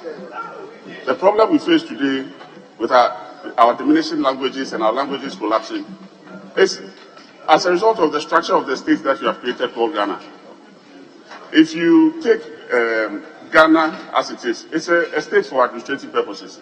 It is not what you would call a nation state or a classical nation.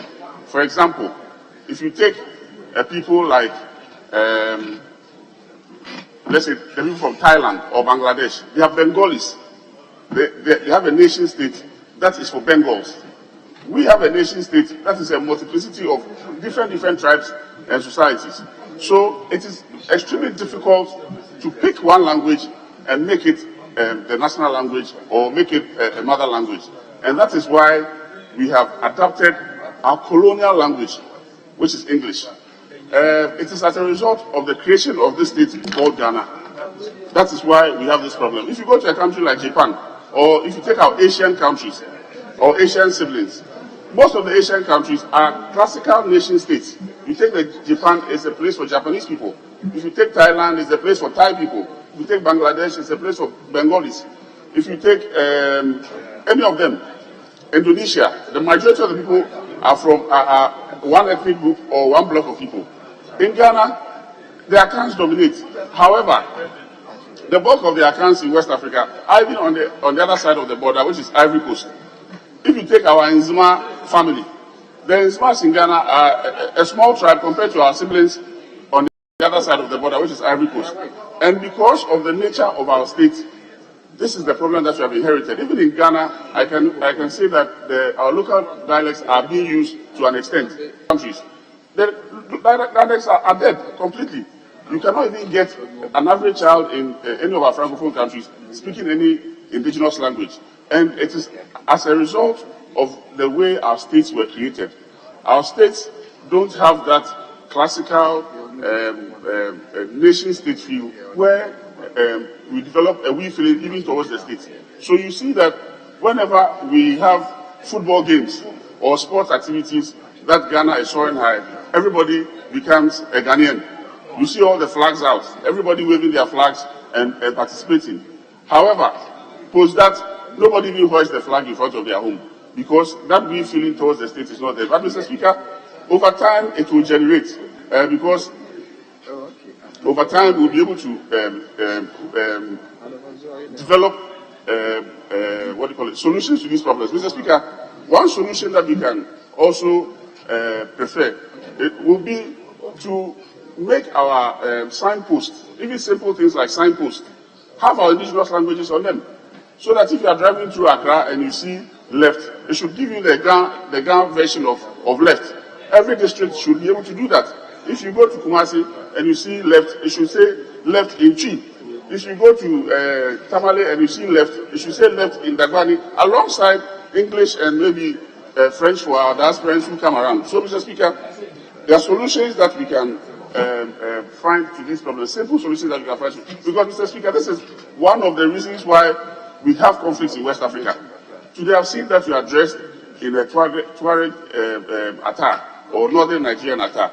Mr. Speaker, the people that you find in the Sahel, the Tuaregs that are fighting for autonomy, are fighting because of this.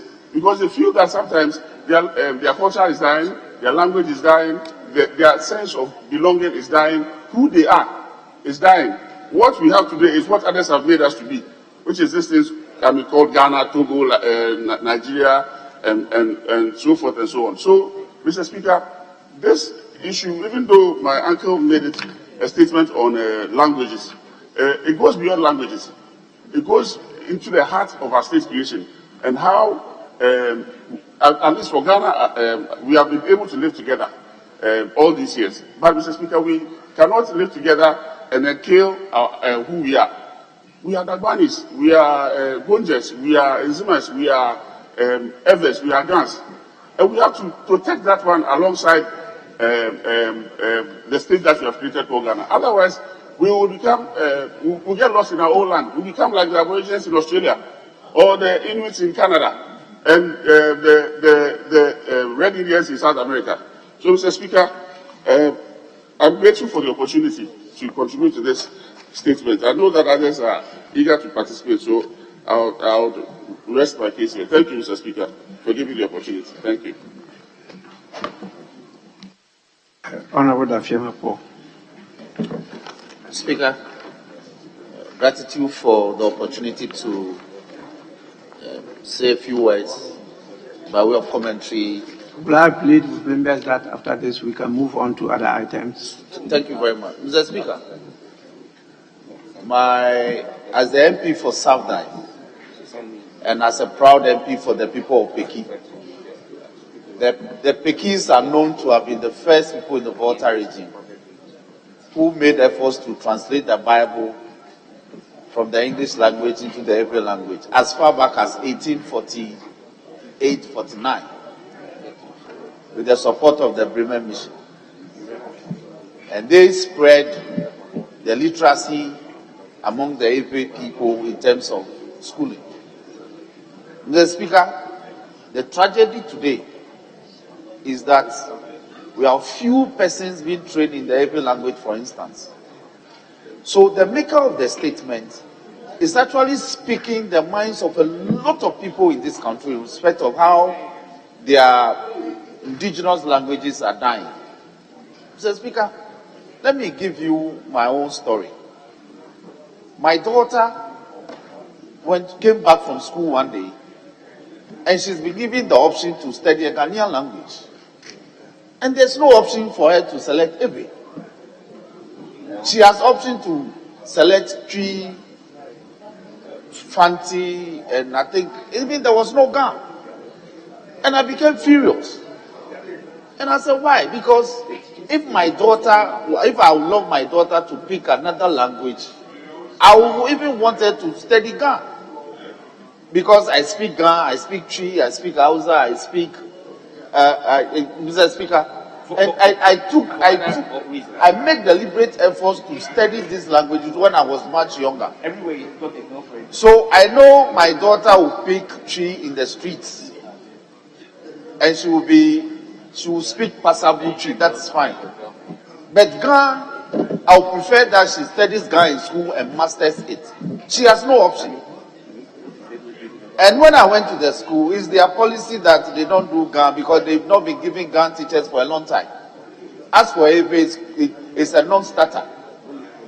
So I think that there's a certain deliberate policy within officialdom not to promote the teaching of certain languages. And the point made by Sam George with the statistics, it points to that fact. It has to stop. I would prefer Ebes in Kumasi learn in addition to the Tree that they will pick up to also be able to learn Ebe in Kumasi without necessarily coming to hold to do so. Because there's opportunity for their children to have a teacher who will teach them their mother tongue. So it is that the Ebes in Nzimala who are doing fishing should be able to, in addition to learning Nzima and Ahanta, to be able to master their mother tongue by way of school. And in Tamale, if I have my sister who is living in Tamale, in addition to Dagbani and Hausa, there should be an opportunity for them to be able to study for their mother tongue. But GES, by some deliberate policy, are not making these opportunities available to our children. So they are limited.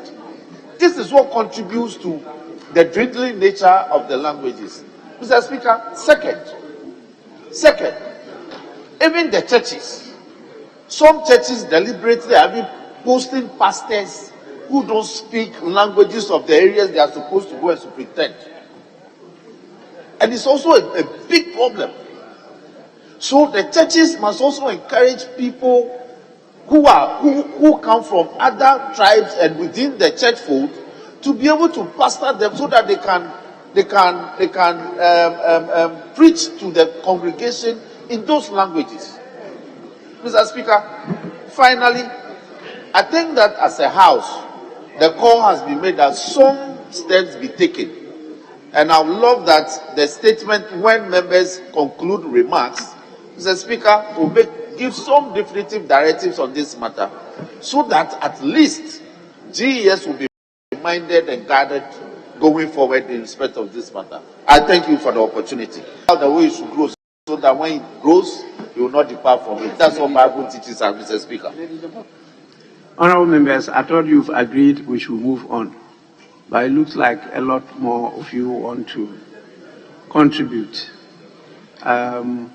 Leadership, do we allow them?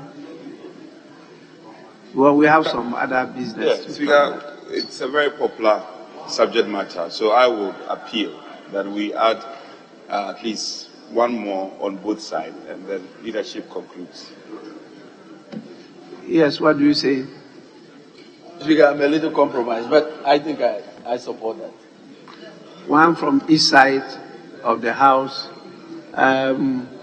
Now the senior man is there, so yes, Doctor. Thank you very much, Mr. Speaker, for the opportunity. And let me also congratulate the maker of the statement for bringing this subject to the attention of the House. Mr. Speaker, I want to, there's so much I could have said about this. And our language is, akin to, is a variant of the Akan language. And I must say that Nzima is also a variant of the Akan language. Those of us who are living between the Tano and Cobra up to the Komwe River and then southwest. So we have our cousins in La Côte d'Ivoire, and the Baoules and the Nis, and then the Nzemes who are also there. So his statement is very important because we stand in the real danger of losing our languages. And if Honorable Sam George, what he said, together with it, our culture. But there's one dimension that I want to bring to this discussion. So, Speaker, is that the problem is, and I'm calling for a national dialogue on how to integrate indigenous languages with even the emergence of science and technology. No matter how we may wish it, if we do not get the sciences in this era of digitalization taught at the primary level in our indigenous languages, they will wither away. It is, you may fight no matter how you fight. So we have to have a national dialogue. Curriculum will have to be changed and all that. The sciences at the rudimentary level will have, because new languages will have to emerge. Neologisms will have to be accepted in our local languages so that we can accommodate the science which is driving, especially digitalization, which is driving every country. Unless we get their equivalents in our local languages, no matter how we wish, our languages will wither away. So that is the contribution I want to make to this subject. Thank you, Mr. Speaker, for the opportunity.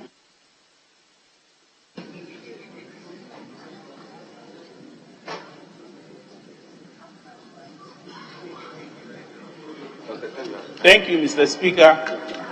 I appreciate the fact that you admitted this statement, because the things that we are raising today are very relevant for our well-being and our survival. And if somebody thinks that I have probably ambushed him, so let it be.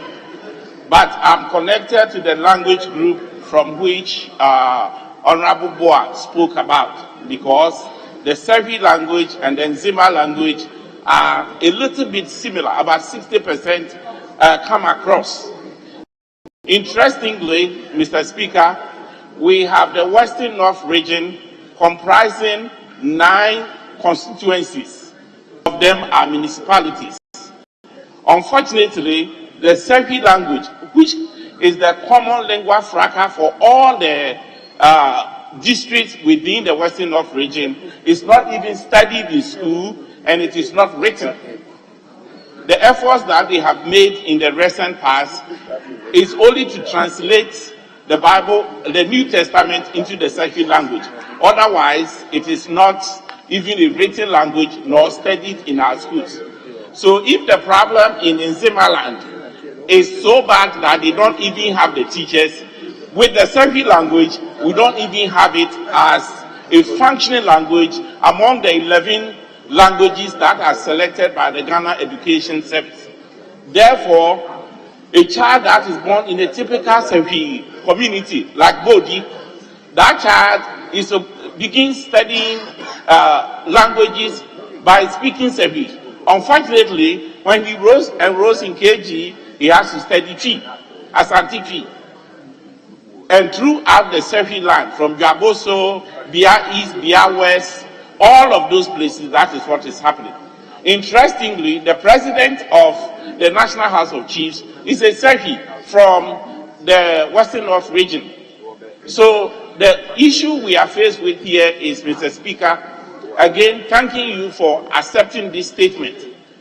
I would prefer that at the end of this statement, you would direct that the Ministry of Education and the Ministry for Culture and Tourism would come together to make a decision about what to do further, so that these languages that are dying and being subsumed to other languages are actually resurrected as a result of the cultural practices and the educational initiatives that, Mr. Speaker, those of us who had been privileged to live in other lands, Germany, England, or the United States, the moment you start thinking in those languages, you have lost where you come from. If you begin thinking in English, you are no longer going to Japan. You are no longer going to Awaso. You are no longer going to Senyabreku. You are thinking in terms of where you are, and that alone makes you a different person. So while we are on this issue, and the local languages have really proven to contain the culture which we have done here, it is important to realize that these languages are dying, and that the important aspect of it is how we can utilize the culture to bring them alive to this day. so that the education system, so that the traditional systems are all working together for us to sustain our communities. Like somebody ably said here, if you are asked to actually illustrate a chemical reaction, chemistry lesson in Fanti or in Sefi, you have a big problem doing that. In the same way, Mr. Speaker, we are getting lost because, for example, among all the 9 districts in Sefi, the radio frequencies that are given, they are all speaking Twi. And individual communities that are requesting even rural radio, so that we can speak our own language and be able to think through that to reach farmers and so forth, it is not happening. Let me illustrate with one Nzima word, Wenzin Wenzin. Wenzin Wenzin, a language meaning pure or holy, which is a sacred word. When you come to Sefi, it's an ordinary word. It is not a theological term. So, in terms of communication, we hear them saying Wenzin Wenzin. In terms of holiness, sacredness, when we come to us, it is mundane. Mr. Speaker, we are asking that these institutions that are critical for the maintenance of our languages, to ensure we have national harmony, to ensure that traditional society subsists and continue to actually make impact in those societies, you direct the Ministry of Education to add to the 11 languages that are studied in our schools, to bring additional languages on board. What it takes should be developed. We have a whole section of a university in Ajumakon where the languages are studied. What are we doing in adding additional languages to that? Can we get money from the GET Fund, sponsor people to do the necessary research, to write the necessary books, so that these language groups can also become part of the courses that are studied in our schools? Again, I want to attach myself to the serious concern raised by my brothers that in many cases, people who even study the language are posted anywhere. The whole concept of decentralization was that the schools would advertise the teachers that they need. Then they will be hired by that people, by that community. That is the devolution that we have been talking about with all the sectors of our economy, especially with education. Unfortunately, they are hiring in Accra. Greater Accra teachers who are Ghana teachers, are posted somewhere to Sefi, to Nzima. Then the Nzima teachers, they said they have overabundance of language teachers in Jomoro. But do they actually have them? They don't speak the language. So they, even though they have specialized in Ghana, they have been sent somewhere else and they can teach other courses because that is not what they are trained. Mr. Speaker, we have this opportunity as leaders of our country to change, to transform this situation so that our languages get a clear picture. I ask you, Mr. Speaker, with all humility, to direct that some action should be taken by this House and be reported to you. Thank you, Mr. Speaker. Honorable members, thank you so much. This is a very important topic and it touches the heart of everybody, not just Ghanaians. I think it's a global matter that we have to take care of. But talking specifically of Nzima, I think it's important. You wanted to contribute. You said one from this side of the House. I didn't finish that. You didn't include leadership. But yes, I can't deny leaders the opportunity. Yes. Thank you, Mr. Speaker, for giving me this opportunity. Mr. Speaker, I must commend the maker of the statement, Honorable Amakofibua, for bringing this to the attention of the House. Mr. Speaker, like Kwame Nkrumah said, the black man is capable of managing his own affairs. Mr. Speaker, managing our own affairs, this is one of them. But this is our culture, and culture is a way of life. And Mr. Speaker, one of the aspects of culture is language. Therefore, when a language is becoming extinct, much effort must be put into it to make sure that that never happens. Mr. Speaker, why am I saying this? The Nzima language itself is not just a local language. It's an international language. It's spoken both in Ghana and in Ivory Coast. Mr. Speaker, it will be a great disservice to Ghanaians if that language becomes extinct. We may not be taught French in schools. But Mr. Speaker, when we cross the boundary, if you are not able to communicate in French, you can communicate in Nzima, and your colleague or your brother, black man in Ivory Coast, will understand you. Mr. Speaker, you saw what happened when we went to. Mr. Speaker, Ivory Coast is another national, and Ghana is another. Mr. Speaker, you were surprised when we went to IPU, far away in St. Petersburg, and my colleague MP in Ivory Coast was communicating to me in my local language, and his other colleagues from Ivory Coast were watching, and my brothers from Ghana were also watching.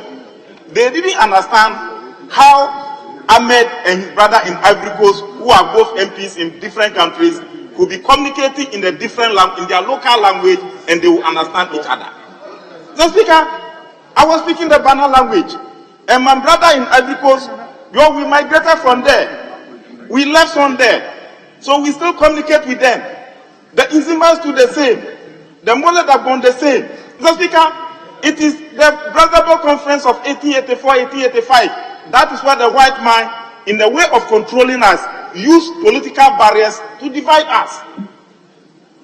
Yes, there was only one Adam and there was only one Eve. We must not allow the white man to divide us. But Mr. Speaker, the importance of language is not even the white man. As I speak, there is a professor from Canada who has traveled all the way from Canada and has come to my constituency, Bana, and he has written the history and culture of the Bana language. And he has digitalized it. He's building a museum. So, Speaker, this is what the professor is writing her PhD on. And the Speaker, he has built partnership with the District Education Office. And he has written the Bana language and their corresponding English meanings.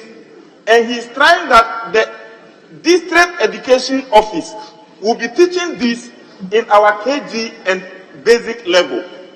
Mr. Speaker, this is a project done by somebody from Canada. And we are saying we are looking for teachers in Nzima language, teachers in local languages, and we are not getting.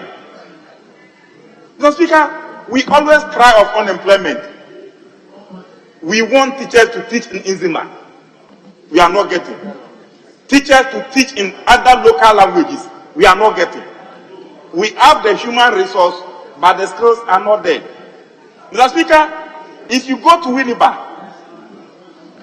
most of the University of Education, Winneba branch, Mr. Speaker, they train most of the teachers in the local Ghanaian languages. And Mr. Speaker, I think premium must be given to them.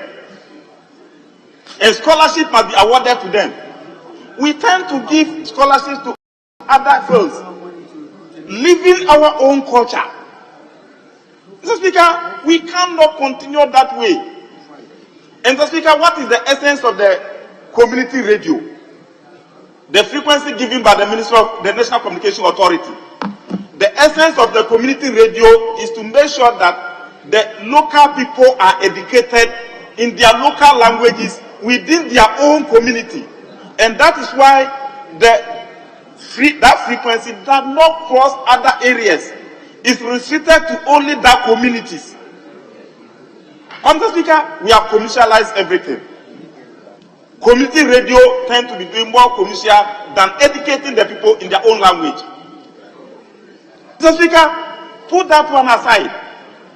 Then you come to the Ghana Broadcasting Corporation and the institute, ISD. Information Service Department.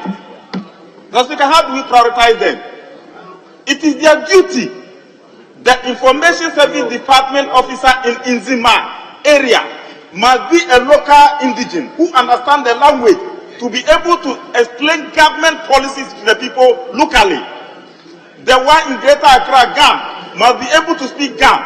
But Mr. Speaker, it is not only Nzima that is becoming extinct. The Greater Accra, the Gam language itself. And that's why, Mr. Speaker, sometimes I admire their culture. With all the cosmopolitan nature of the Greater Accra region, the indigenous Gam make sure that they know where they meet. They know how they patronize their culture. They know how they package their culture. But Mr. Speaker, they sometimes face resistance in some schools for not teaching the local Gam in the schools. But Mr. Speaker, I think the Minister for Education should have been here.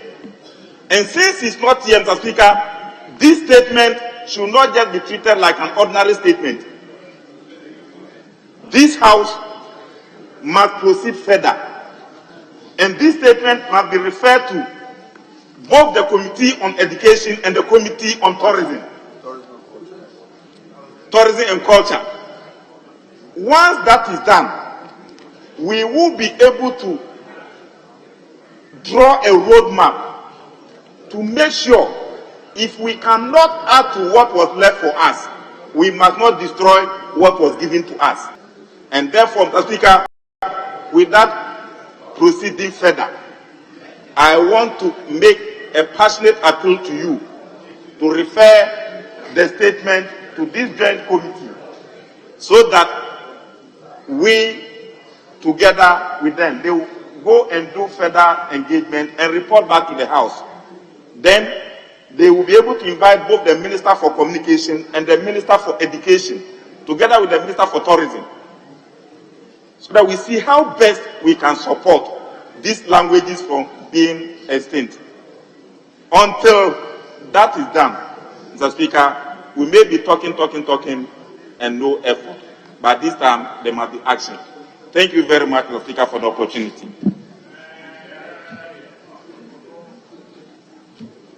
Speaker, I'm grateful for the space granted. Let me start off by agreeing with the latter statement made by the Deputy Whip, calling the Speaker that respectfully you make some consequential referral relative to this statement so that we don't just leave it as it is, but the conversation and the discussion goes on. I totally agree to that call, and Speaker, I will urge you to do that. Secondly, I think that in that proper context, then we need to do a proper assessment of what the current situation is. We must be at top situation, what the situation is. Then we can see clear where we want to go as a nation. Speaker, needless to say that language is so important. First of all, national cohesion. In our drive as a country coexists, and many parts of the country, if you move forward, language will be the real barrier, if not done well or done appropriately to facilitate the process. So the call is spot on, and I doff my cap for his statement. Again, Speaker, we can look at the Asian tigers as a very good example. The Asian tigers, many countries among the Asian tigers, when you visit them, you realize that they speak their language. Many of them, when they attend conferences outside the barriers of their continent and their country, they speak the English language all right, but they often want to speak their language. If you visit China, Hong Kong, all these countries, if you at the entry of their airport, you see at vantage point, the language are boldly displayed.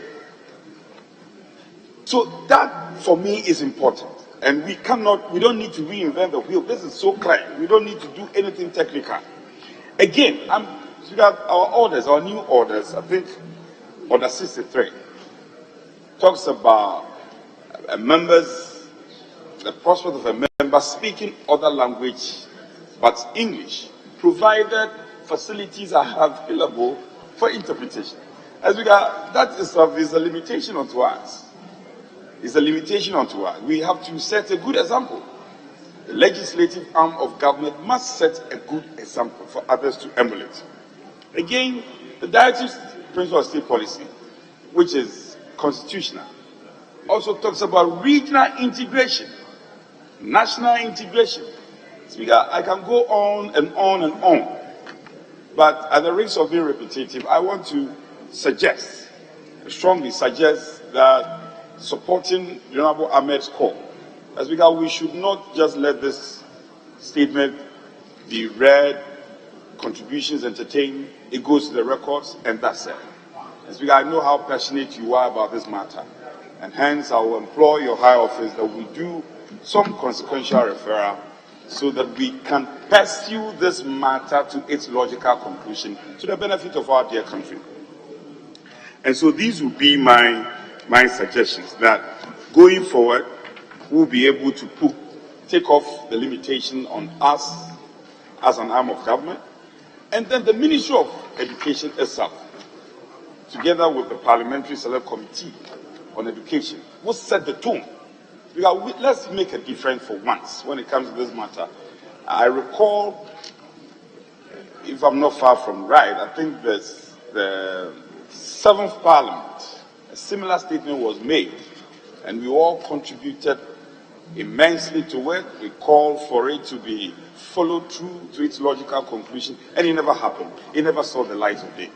So Speaker, I will employ your high office to help us deal with this matter so that it will become a legacy of this 8th Parliament. Again, the international schools in our country, they have made it a policy not to even teach local language at all.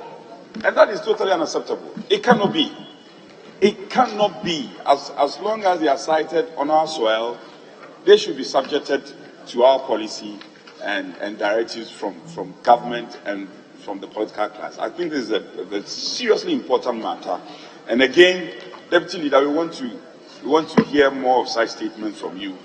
I think this is important so that we don't limit ourselves to Nzima alone.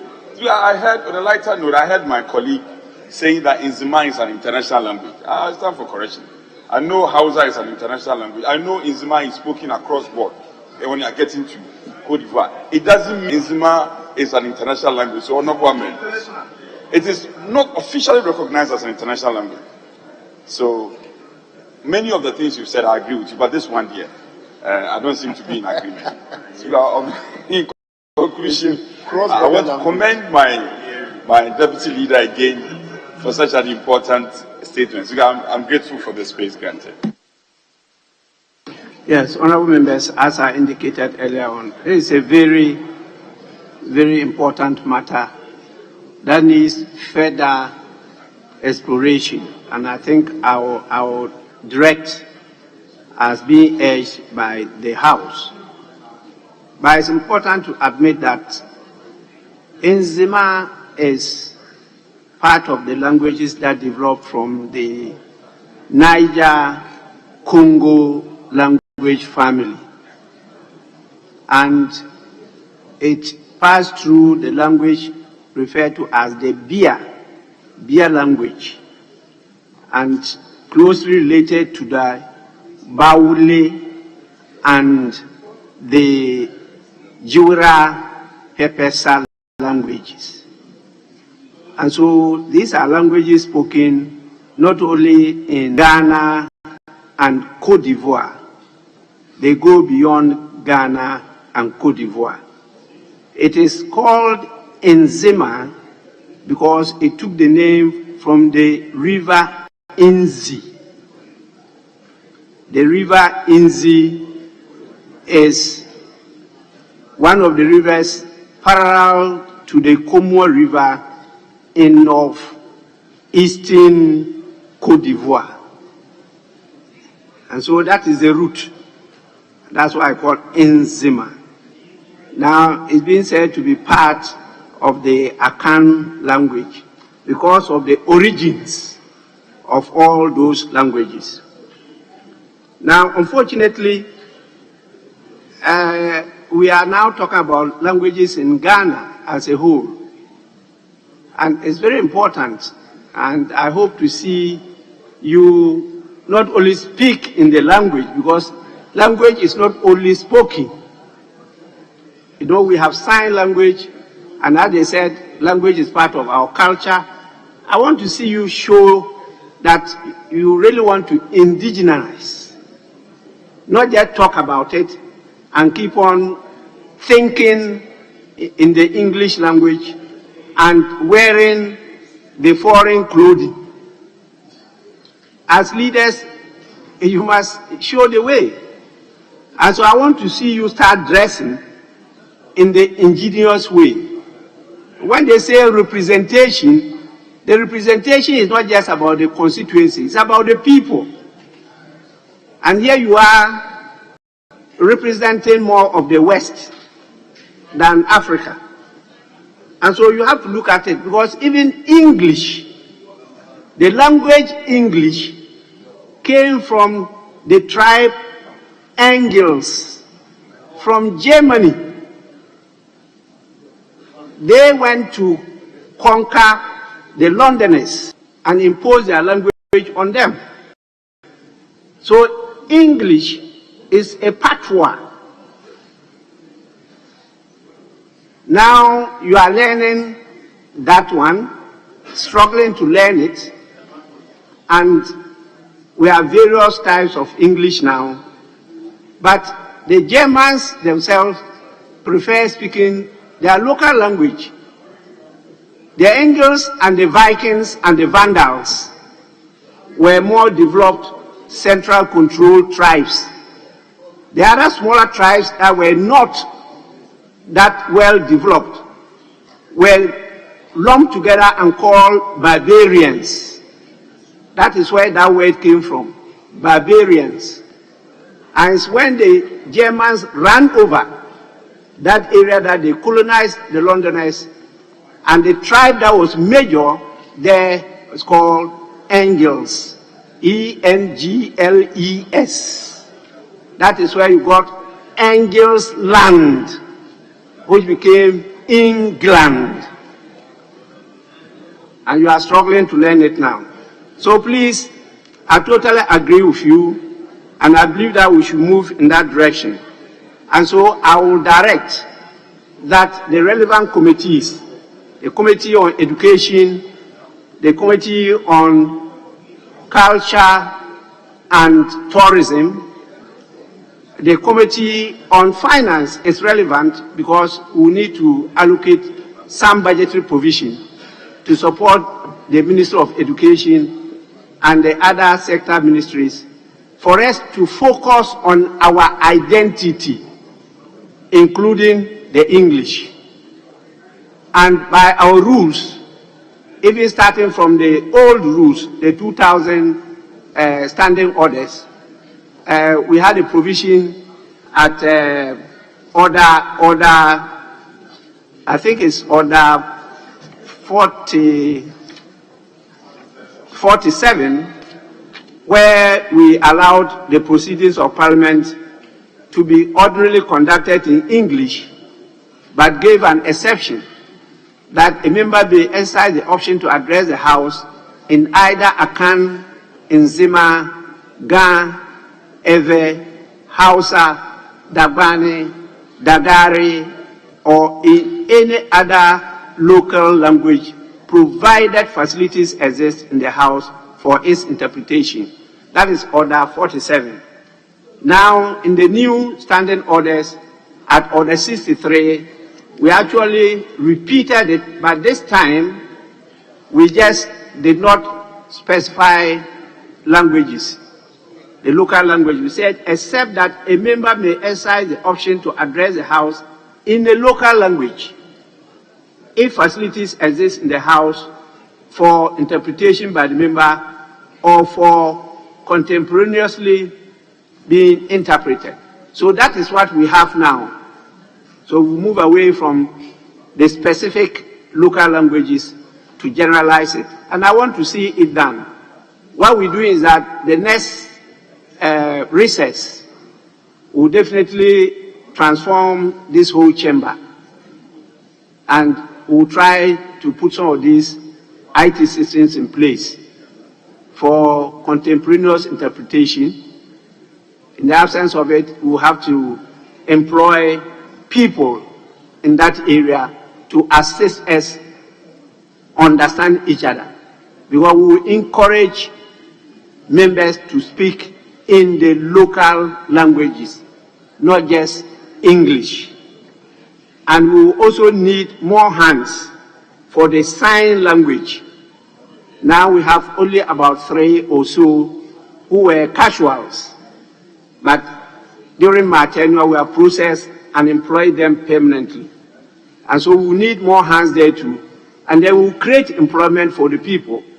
And this is a priority of the nation, which we have abandoned. And there's nothing wrong with Sankofa. So we will go back to pick it so that we can get our identity, or we will be extinct from the world. So I direct the committees to exploit it further with the sector ministries, and then give us a comprehensive report to guide us as to the way forward. Honorable members, with this we come to the end of statements and we move to public business.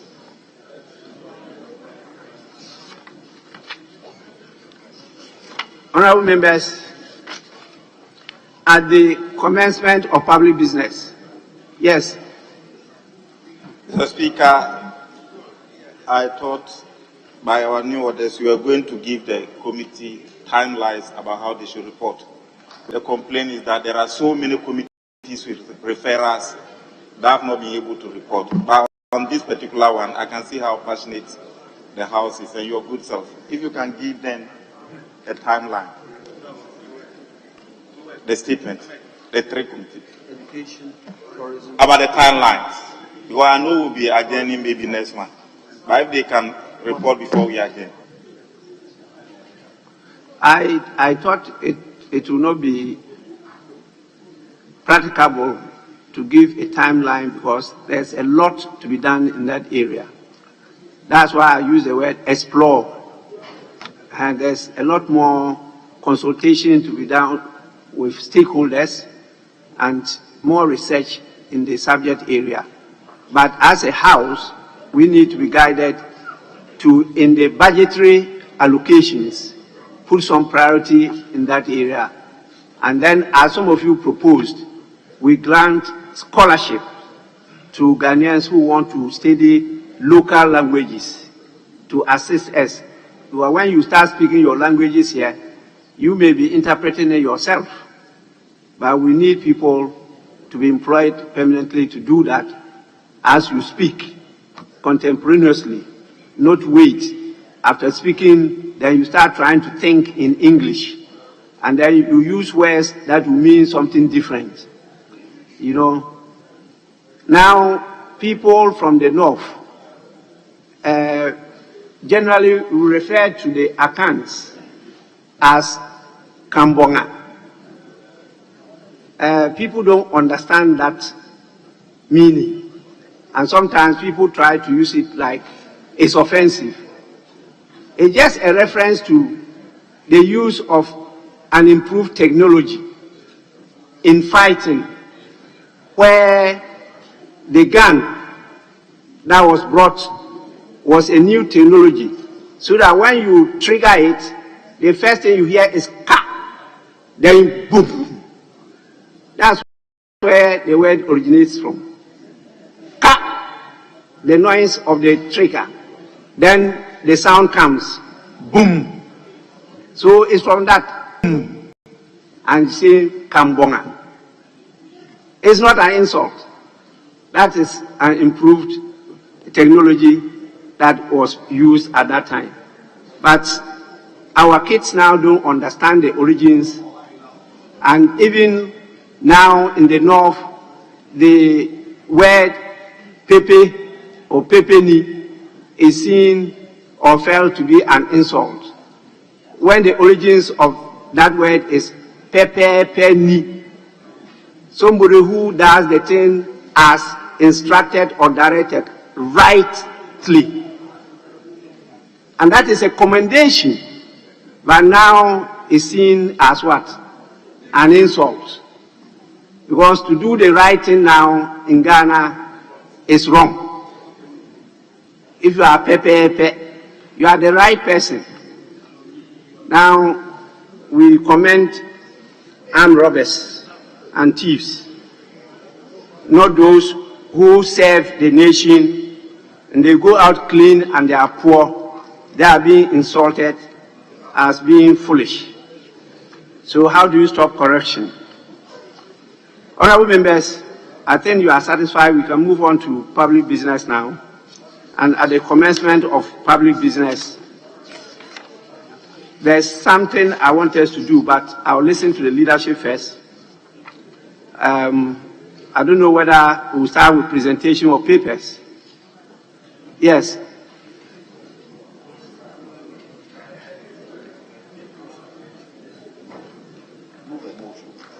Mr. Speaker, there is no paper to be laid. There is no paper to be laid. Thank you so much. So could we take the Mr. Speaker, the easier bill that has been on for some time, item 38. Yes. Available majority leader, yes.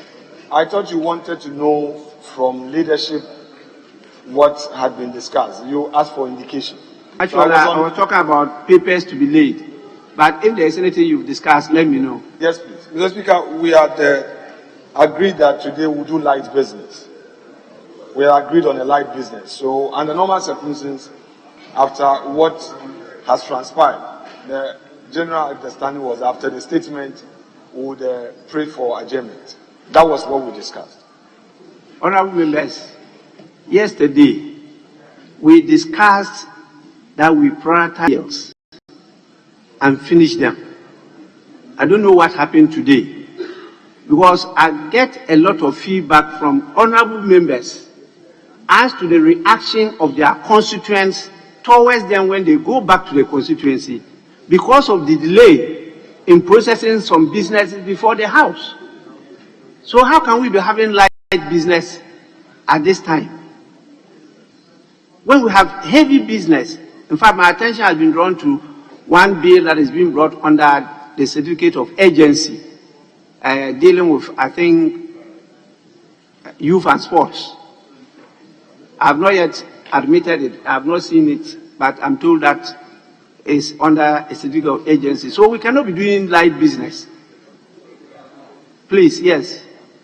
Mr. Speaker, I was at conclave with my respected Deputy Majority Leader. What we said was that on our part, we were just going to take the things that we could do. But we said, you reminded us that you were somewhere and you were going to come back and we continue business. So it is not to say that we have decided that once we finish this, what we have just done now, we are closing. We knew you might come with other things, and I agree with you, Mr. Speaker. We have a number of things that we needed to complete. And Mr. Speaker, as a matter of record, once again, we have enough time to clear businesses in this House before rising on 27th of March. Much of the business in this House is government business. But once again, Mr. Speaker, our colleagues opposite are failing to provide leadership in terms of prioritizing government business. And when it's 2 days, Mr. Speaker, to rising, they compel us to stay here till the following day. Mr. Speaker, at a point in time in the life of this parliament, do not allow anybody to compel us to sit beyond a certain time. When it gets to a reasonable time, adjourn the House, irrespective of what business is on the floor. That's the only way government will realize that what we have been doing, we come and waste 6 weeks doing nothing. And then the last time, they piled business on us, Mr. Speaker, because they believe that you will be sitting in the chair doing the businesses which we should have done earlier. So, Mr. Speaker, I agree with you. We are here to work. The new standing order says we should work for at least 5 hours, which can be extended. So, Mr. Speaker, whatever business you deem fit, colleagues have sponsored some private members' bills, and they've been around. And I think we can do that. And I'm just appealing to my good friend that, yes, we agree that on the other paper, those businesses are light. When we finish, and you are not around, we will adjourn. But now that you are here, Mr. Speaker, maybe we can do a little bit more before we adjourn. Thank you, Mr. Speaker. Yes, honorable members, I've given directive to a number of committees to expedite work on some bills that are pending, including the affirmative gender equality bill. I've given directive to the chair and the ranking to expedite action on it, and I know as at now the committee is in a meeting on that bill. I also urge the private members that submitted bills to be available for us to carry through some of the bills. It's important that we do so. We cannot be seen to be relegating very important businesses like this to the background. And so we discussed this matter, and some of you got in touch with me, and we agreed last week that after the completion of the consideration stage of the Human Sexual Rights and Family Values Bill, all the proposed amendments be compiled and members be given copies, both soft and hard copies, for members to go through, for us to process this bill today. And so I'm moving to that item. If there's a motion for us to do a second consideration, we will do so. If not, we'll move to the third reading of the bill. As yesterday, a member came to me as to the reaction of his constituents towards him when he got back to his constituency. And it's not pleasant. It means we are not representing the interests of the people. And we are here to do so. So please, let's do what we can. Let's reflect that interest here. And let's make sure that we carry our people along with us. The communication from the president, which I read yesterday, should not prevent committees from holding meetings on referrals and reporting to the House. While the Appointments Committee considers the nominations at the public hearing, committees should continue to meet, because without the ministers, you have leaders from the sectors for us to consider those things and report to the House. So please, let's go on with the business of the House. With this, we'll move on to item 38, which is motion that the Human Sexual Rights and Family Values Bill 2021 be now read the third time. Is the sponsors of the motion? Yes, let me listen to the Deputy Majority Leader. Yes.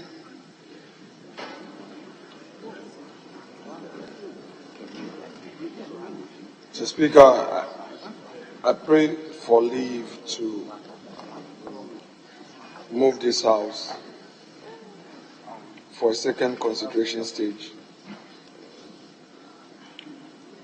on the bill promotion of proper human sexual rights and Ghanaian family values 2021. Mr. Speaker, this application is not lame. I am fortified by Order 171 of the rules of this Honorable House, which provides, with your leave, Mr. Speaker, is titled Second Consideration of Bills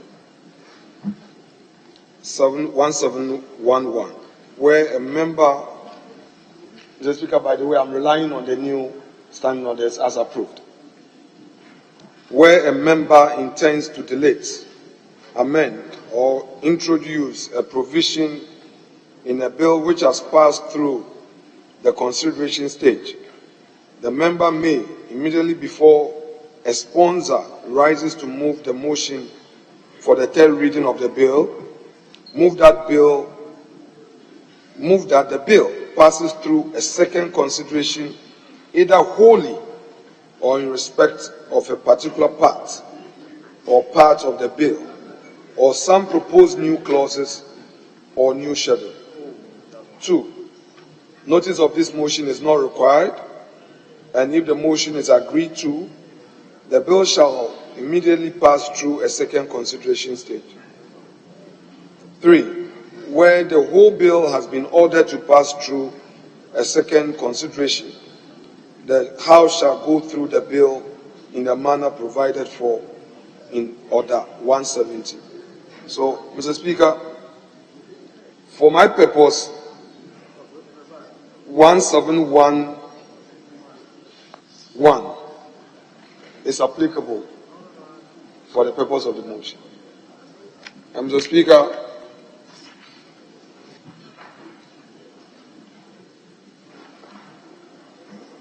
I shall move in terms of my supporting memorandum. Mr. Speaker, with your leave, I shall proceed.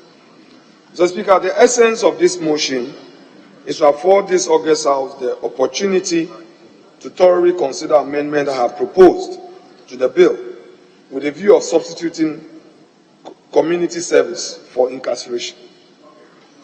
The amendments presented in this bill are motivated by a strong conviction regarding the necessity of implementing a more rehabilitative strategy in our criminal justice system, specifically with regards to the issues it tackles. Mr. Speaker, the issue before us is behavioral, and it is my humble view that in dealing with behavioral matters, incarceration is not a solution. It makes the matter worse. Mr. Speaker, various law reforms have been proposed in respect of sentencing regime in our country.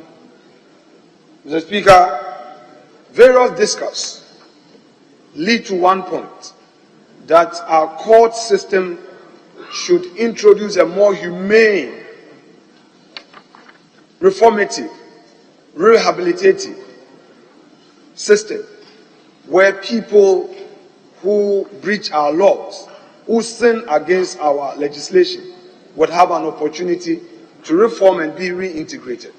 Mr. Speaker, it is my contention that with all of these in mind, to jail a person for his sexuality or her sexuality would not be the solution in maintaining our Ghanaian family values and ensuring proper human sexual rights. Mr. Speaker, in the list, such individuals who get into our jails become worse off. Mr. Speaker, as a law student, in my final year at Makola, upon visiting in Sawom with my colleagues, it became clear that inmates were being sodomized. It became clear that people were rather getting deeper into that habit and that behavioral aspect of our culture that we dislike. So, Mr. Speaker, if today we are passing a law, I am for a law that promotes proper Ghanaian family values and sexuality. I am for it. However, I am against aspects of the law which will make that Ghanaian, that individual, worse off. Mr. Speaker, I am also aware that government is introducing a community sentence bill. This community sentence bill, Mr. Mr. Speaker, for the avoidance of doubt, the rule and the anticipation is interpreted different. What I am saying is I'm stating that as a fact, because government has engaged stakeholders, and I have cited a draft bill which is called Community Sentence Bill. It's a further step from all the discussions within our judiciary circles, where a strong critique has been proffered against Act 30, where misdemeanor leads to custodial sentence. And our court system has shifted. And we are aware that, Mr. Speaker, we have actually passed the plea bargaining law. What was the plea bargaining law aiming at? It was aiming at dealing with situations where the state can get back its money. Though you've committed an offense, you have caused financial loss to the state, but if you are able to demonstrate that you have repented, you have regretted, or that you admit that you were wrong in such a decision, however, you have the means to refund or make available the funds, the court system allows you to pay back to the state without going to jail. Unlike previously where the hands of the courts were tied. Mr. Speaker, it is clear, and I need to emphasize that without reservation, that this motion does not stem from any opposition to the bill in and by itself, but conversely, I wholeheartedly endorse the guiding principles and goals that inform this legislation. Nevertheless, Mr. Speaker, like I said, and for emphasis, I strongly hold the conviction that the integration of community service as an alternative to incarceration will substantially bolster the efficacy and compassion of our judicial system. And Mr. Speaker, I associate myself wholly with the passion with which the movers of this motion, the sponsors of this motion with respect, have introduced in this bill. However, Mr. Speaker, I do contend that with all my experience at the bar, all that I've seen in society, incarceration will be counterproductive. We will not achieve the purpose. We will be worse off. This approach, Mr. Speaker, the non-custodial sentence approach, is consistent with global recognized standards and safeguards the dignity and rights of persons, all the while preserving the bill's integrity and purpose. Mr. Speaker, human rights are far right, but cultural values are equally far right. And I'm saying that if this House is inclined to my views, there is no way the efficacy of this bill will be defeated at all, because it's still a crime to engage in homosexualism. Someone promoting it in a manner that will destroy our cultural values will pay a price. But the argument here is that that price that the person must pay must not endanger that person. That price that the person must pay must not make him worse off.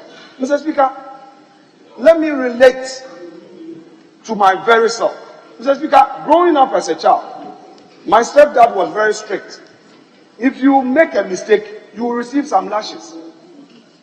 And growing up as a child, the fear of being caned made me do the right thing. Or even sometimes I would plead with my mom not to tell him that I got it wrong. But, Mr. Speaker, all of us in this chamber are aware that the little children we have today, especially our teenagers, if you introduce a cane, Mr. Speaker, you won't get a result. If you use the regimental system that our parents introduced us to, you won't get a result. You need to engage them. You need to talk to them. So, Mr. Speaker, the proposal I'm making, where apart from the community service, Mr. Speaker, I have detailed an aspect where we would introduce mandatory counseling which would include a clinical psychologist, a chief, an imam or a member of the clergy, an influential person in society, an opinion leader, a social worker. Mr. Speaker, these have all been introduced as safeguards so that the purpose of the bill will not be defeated. I've introduced all of these as post-conviction safeguards. So I'm not saying that a person involved should be allowed to go away. Honorable B.T. Baba spent many years of his adult life as a public officer, a prisons officer. I know, he knows, the experiences he had at prisons. The reports are there, where people who get incarcerated get introduced to such orientation and get even worse off. Mr. Speaker, if this House endorses this non-custodial sentencing approach, specifically in regard to the issue discussed in the bill, in the proposed legislation, we'll be making progress in confronting our legal system to the international obligations imposed upon us. Mr. Speaker, the country is not an island. Ghana is not sitting somewhere on its own without international integration and laws. Therefore, Mr. Speaker, if we say we want a much more dignified safeguard, where the society will be involved in reform, where society will be involved in rehabilitation, and Mr. Speaker, we know the state of our prisons. We know it is trite that the states of our prisons are not the best. So if my son, if your son, your niece, your nephew, your daughter, who for some reason gets involved in this and is arrested, is tried and convicted, Mr. Speaker, can any one member raise his hand, be bold as a Christian, as a Muslim, as a Buddhist, and say that I'm ready to see my daughter, a teenager, a 21-year-old daughter, a married daughter who for some reason may be caught into this way, to go to jail? Mr. Speaker, I'm a Catholic Christian. I will not want to see my son, my daughter, my nephew, my niece, an uncle and auntie go to jail. I will not. If I'm an advocate at the court, on that day I will rise and say, my Lord, my Lord, my Lord, please consider a non-custodial sentence so that the family can play a role and discuss and say, as our culture, as a country, we don't embrace this. If somebody is in the international arena, is coming in, we know that even if this country you get it wrong, you have an opportunity to reform. Mr. Speaker, we cannot go the Ugandan way. It appears to me, should this House fail my invitation for us to proceed to second consideration stage, we may be going the Ugandan way. It is my humble position. I shall conclude, Mr. Speaker, by saying that if these amendments are considered, it will symbolize not just, Mr. Speaker, a critical look at the rights of individuals, but, Mr. Speaker, it will provide an opportunity for this House to be in addendum with the judiciary. Mr. Speaker, I have repeated time without number that the position of our judiciary is on a regime of non-custodial sentence. That is the position of our judiciary. And that is why it has become even very difficult for remand. The court will rather want to impose some other obligations on the accused to ensure his presence in court than to say that, well, go on remand. And Mr. Speaker, we are also aware the principle of disclosure, the reform in our criminal jurisprudence, where our courts no more allow the prosecution to keep evidence under his or her armpits and drop them as and when. Today, the court system says, put all the cards on the table. I dare say, Mr. Speaker, that will be retrogressive should we insist as a House on a third reading with these incarceration provisions in the bill.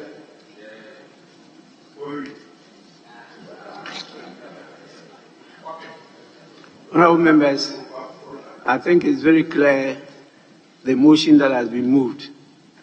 The motion is for us to do a second consideration, that is, take the bill through a second consideration stage. That is the motion that has been moved. I want to hear from the House. Yes. Mr. Speaker, I must commend my colleague, the Deputy Majority Leader, for a very spirited presentation. Not too long ago, he was telling us we should do light business. But it appears he's got a lot of business himself to do. Mr. Speaker, my colleague, in fact, there's no argument against the second consideration stage. However, Mr. Speaker, I must say my colleague is abusing Order 171 because, Mr. Speaker, the last time he took to the floor for almost 1 hour and made the same argument, and then we ended up voting. He has not said anything new. He never said anything new today, which he didn't say even in a longer rendition. Mr. Speaker, he made a point that he would prefer, community service. And he was made to understand that as we speak, Mr. Speaker, there's no law in our country governing community service. And he says that he's talking about a bill that is being drafted. But the rules of this House are quite clear. That is not even known to this House, Mr. Speaker. Mr. Speaker, I hear him talk about so many things. I just draw the attention of my colleague to one of the provisions in this bill. Mr. Speaker, those who carry out surgical operations, we are talking about one of the crimes which can send you to jail, is if somebody begins to try to reassign gender. You have to be one of the brainiest people to carry out surgical operation. We are not talking about people stealing plantain. We are talking about people who are carrying out fundamental surgical operation. So is it your point that you are saying that those people should get community service? Mr. Speaker, colleagues are already in agreement for a second consideration stage. So we can do that. But his argument that we should go back and reconsider something that he brought up, considered and voted upon, I think is an abuse of Order 171 and should not be tolerated. But I agree with him that we can go through a second consideration stage. Thank you, Mr. Speaker. Honourable members, 171 is very clear. You have to be specific. They're going through the second consideration stage of the whole bill or part of the bill. Let's be clear on that as you contribute to. I'll come back to you later. Let me listen to them. Yes, please. Speaker, thank you very much. Mr. Speaker, for want of better expression, let me seek your leave to repeat the provision that the Deputy Leader relied on. Order 171, Rule 1 of the new standing orders as recently adopted states, where a member intends to delete, amend, or introduce a provision in a bill which has passed through the consideration stage, the member may, Mr. Speaker, immediately before the sponsor rises to move the motion for the third reading of the bill, move that the bill passes through a second consideration, either wholly or in respect of a particular part or parts of the bill or some proposed new clause or new schedule. Mr. Speaker, this is the provision my brother, the Deputy Majority Leader, relied on.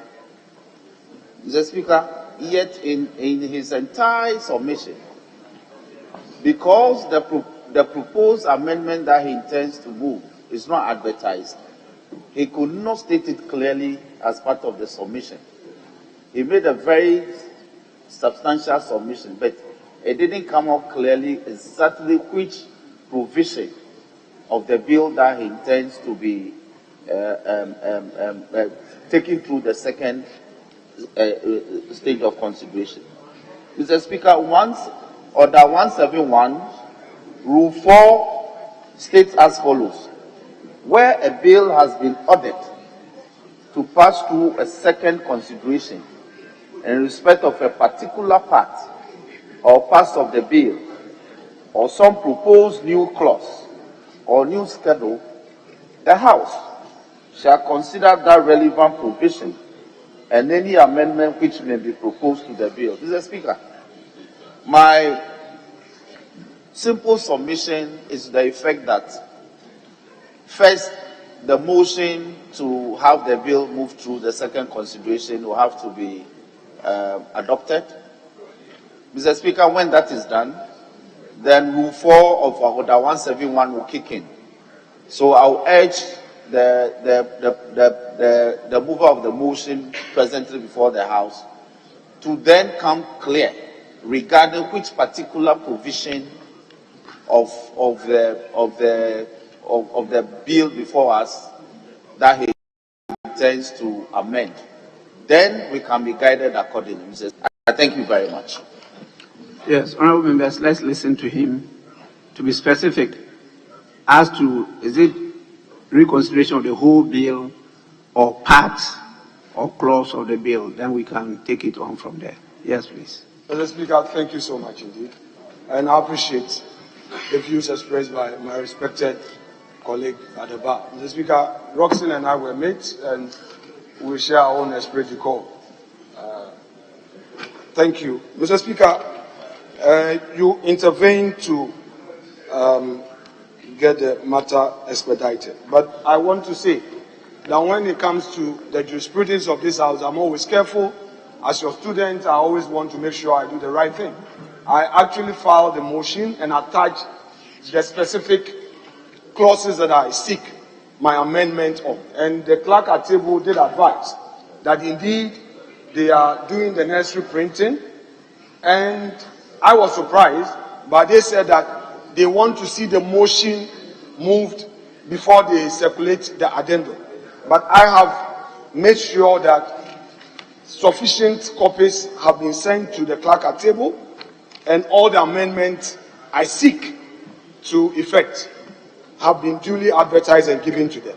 So, honorable colleague, the application is all lame as I initially indicated. I know that I have a two-stage journey. Stage number one of my journey would be to move the motion of my intention, and if that is carried, I proceed with a specific amendment. Suffice to state, Mr. Speaker, that this is the first time I am filing an amendment on record. I have not filed any amendment on record.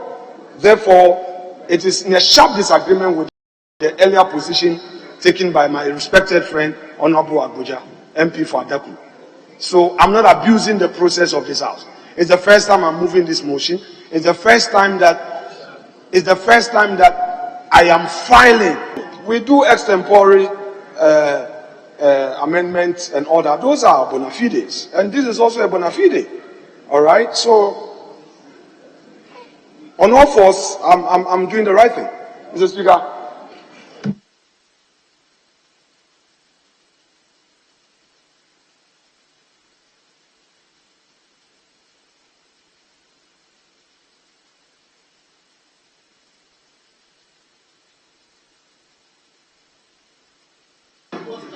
Yes, honorable Atacha. Yes.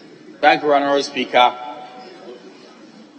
I've been listening to Deputy Majority Leader on very serious matters, more on substance than procedure.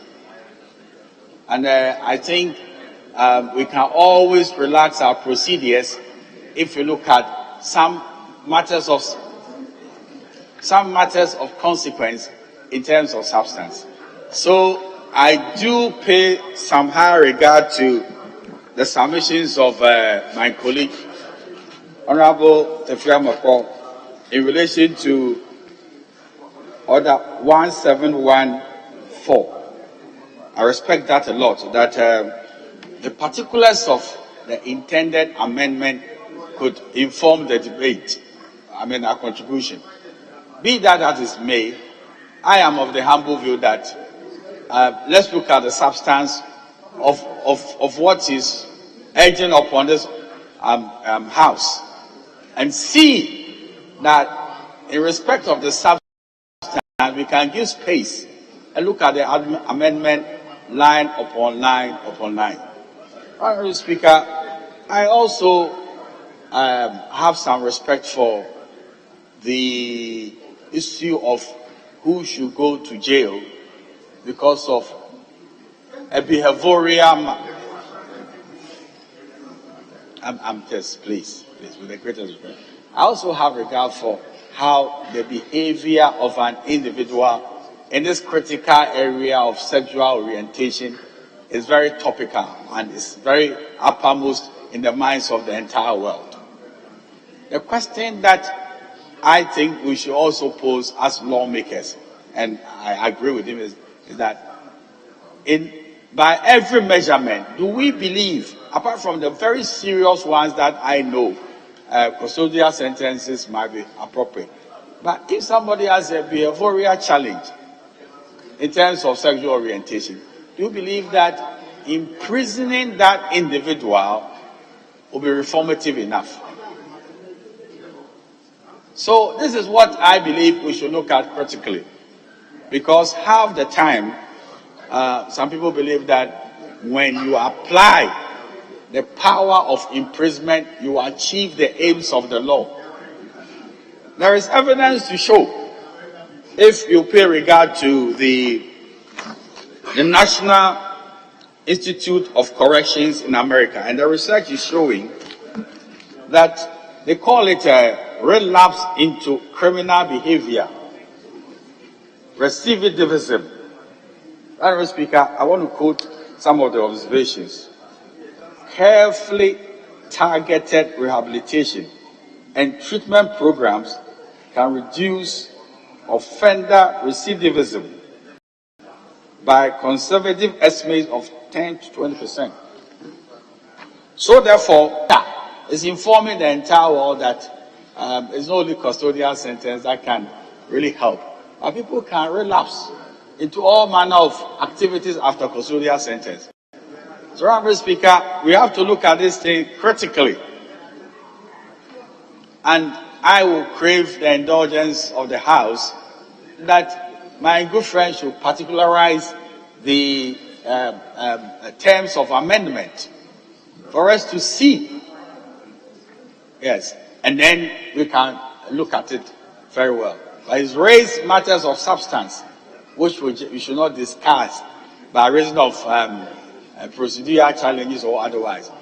And should look at the substance of what it's doing. And then, if we should dovetail into the bill eventually, we would have done some very serious work, which will outlive all of us. This is my humble contribution to the matter on the floor. Thank you, Right Honourable Speaker. Right Honourable Speaker, I think that the matter before this House is 1711 and 1714. A motion has been moved by the Honourable Deputy Majority Leader. I think that we should deal with that substantive motion. Are we going to arrest the third reading and then have a second consideration, either in part or in whole? If that is determined by the House, then we can then go into the debates that we are having. But all of these debates are premature. So I think that once a motion has been moved, the motion should be seconded, and then let the Speaker determine through a vote of the House if we are going to have a second consideration stage. If we will, then he can then bring his amendments as proposed, and we debate them. But right now, any debate that's going on is premature and without basis before the House. Thank you, Right Honourable Speaker. Honourable members, the 171 is very, very clear. is very, very, very clear. 171 subclause 1 says, where a member intends to delete, amend, or introduce a provision in a bill which has passed through the consideration stage,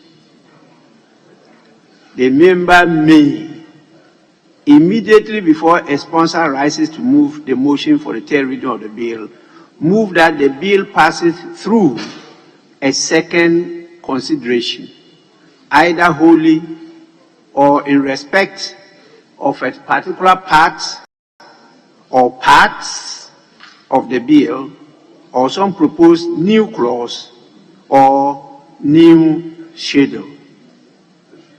And so the Deputy Majority Leader is right in rising to move the motion. This motion, as 1712 says, notice of this motion is not required. You don't have to give a notice. And so when you are moving it, you have to articulate an intent to delete, amend, or introduce a provision. That intent should be shown by a referral to which part or the whole of the bill you want to be taken through the second consideration stage. And that is why I drew his attention to the fact that the motion was not complete because he did not indicate that. And what he did was to draw our attention that he filed it at the table office, and their advice was that the motion should first be accepted before it's put on the order paper. That is the areas that he wants to amend, or he wants to take the whole bill through a second consideration stage. So I did contact the table office, and they gave me what he submitted to them. It is quite a comprehensive proposal to amend various clauses of the bill. In fact, there are 1, 2, 3, 4, 5, 6, 7, 8, 9, 10, 11, 12, about 13 clauses of the bill. That is what he proposes to do. What we can do is to put the question as to whether members want. If you want, I can mention the clauses so that you take note. The first one is clause 4, which he proposes to submit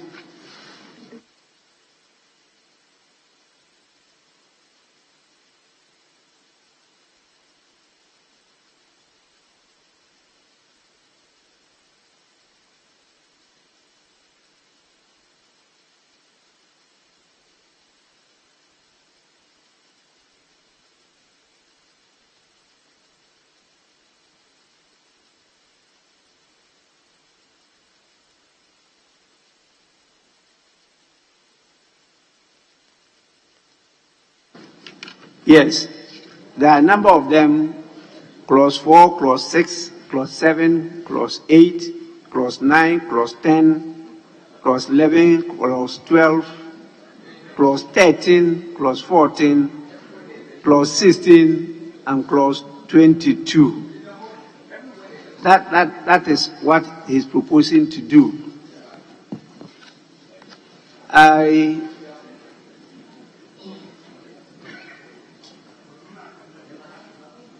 was expecting that there will be a seconder to the motion.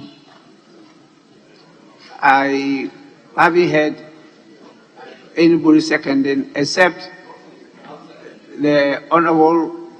You want to second his motion? All right. His submission supported, but he did not say I second the motion. But his submission supported your view. Mr. Speaker, I don't know, with respect. Yes. Mr. Speaker, with respect. What I know per the old rules is that when it comes to bill at consideration, and we are moving motions on that, Mr. Speaker, it does not need to be seconded. I don't know whether it has changed under the new. Consideration stage. Yeah, when you are at the consideration stage, you don't second the motions. But this is not consideration stage. This is a substantive motion to take us to agree with you to take the bill through a second consideration stage. But this is not a motion for consideration stage. Mr. Speaker, in these standing orders, where the rule expects a motion to be seconded, it states so. Mr. Speaker, I stand to be corrected. You are the one to interpret it, and your interpretation will remain supreme. I'm saying that where in this enactment, the provisions allow for motions to be seconded, and it states so explicitly. In this 171, there is no such express provision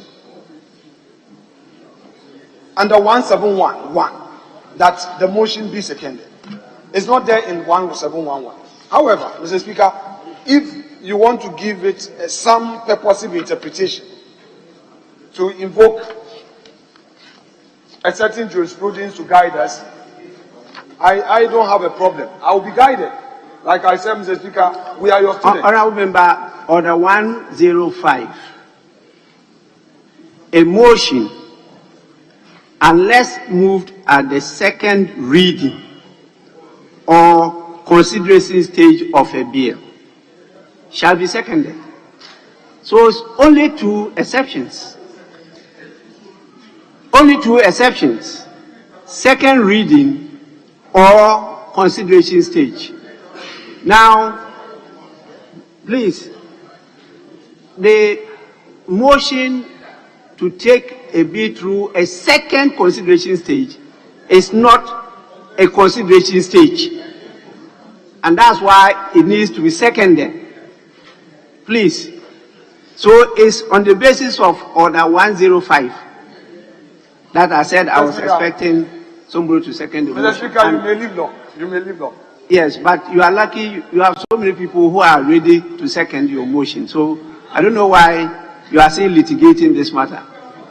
Let me hear for the first time Honorable Emmanuel Bejira.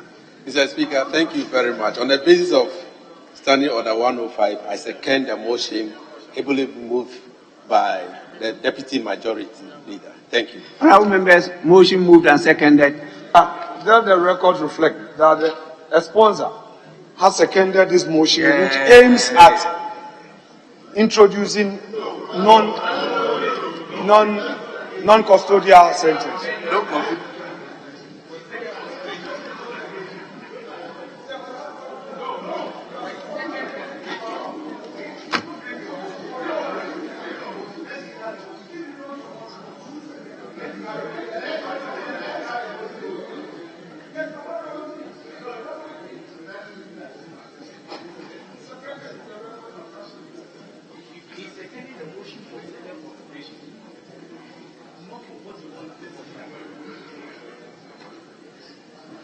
Honorable members, I put the question. Those in favor that the Human Sexual Rights and Family Values Bill 2021 be taken through a second consideration stage. Those in favor say aye. Those against say no.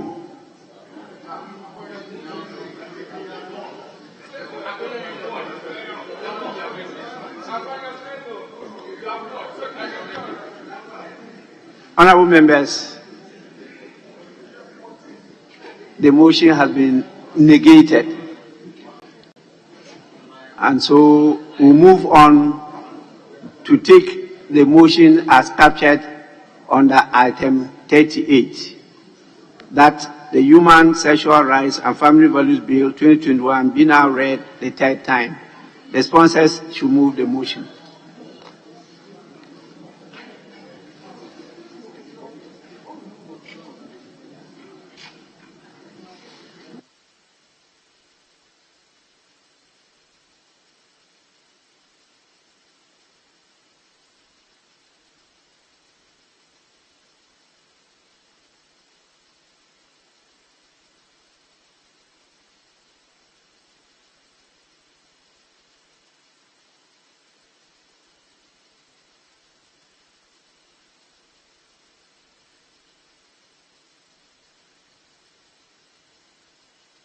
So we'll go through the second consideration stage.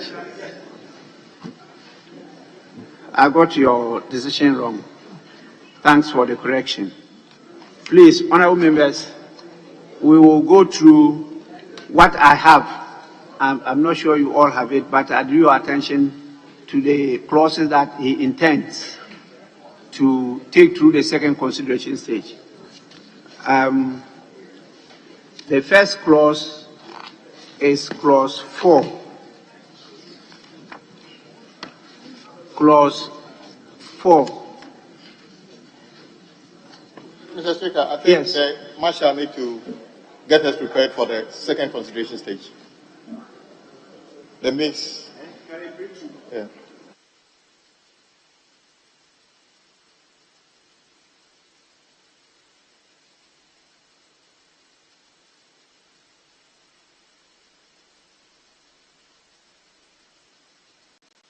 Honorable members, I've just been given an order paper addendum. I'm just trying to see whether you have copies of it, particularly the one moving the motion.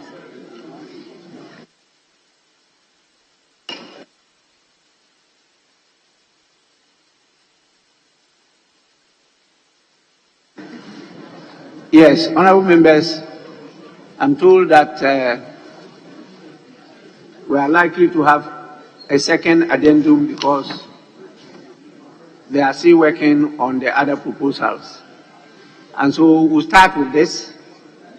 Once we've adopted the motion, we now have the opportunity of being given the proposed amendments by the mover of the motion.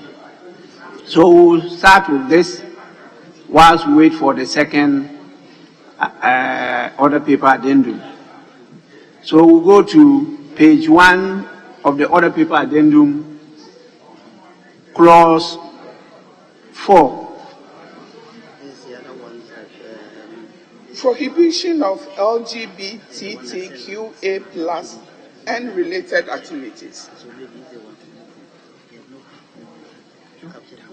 We have to take it to the second consideration. Yes, so they also want to take an opportunity to raise them. Yes, but they should have said it. If not, how would they know? We have to give those.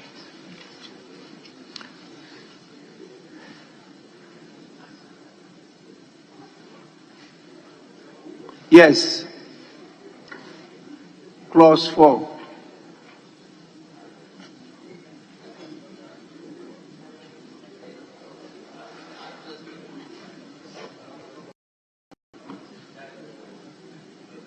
Yes, please. Mr. Speaker, just for guidance, dealing with the addendum or the other paper addendum that has just been recently distributed to members, which contains the advertised amendment standing in the name of the sponsor of the amendment. Thank you very much. Exactly that. Yes.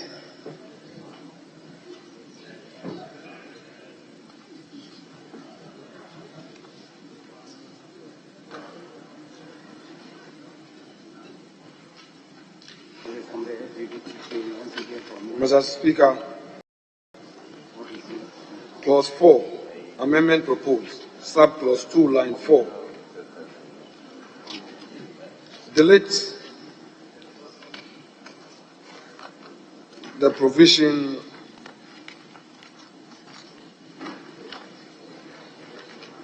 thereto and insert community service of not less than 1 month.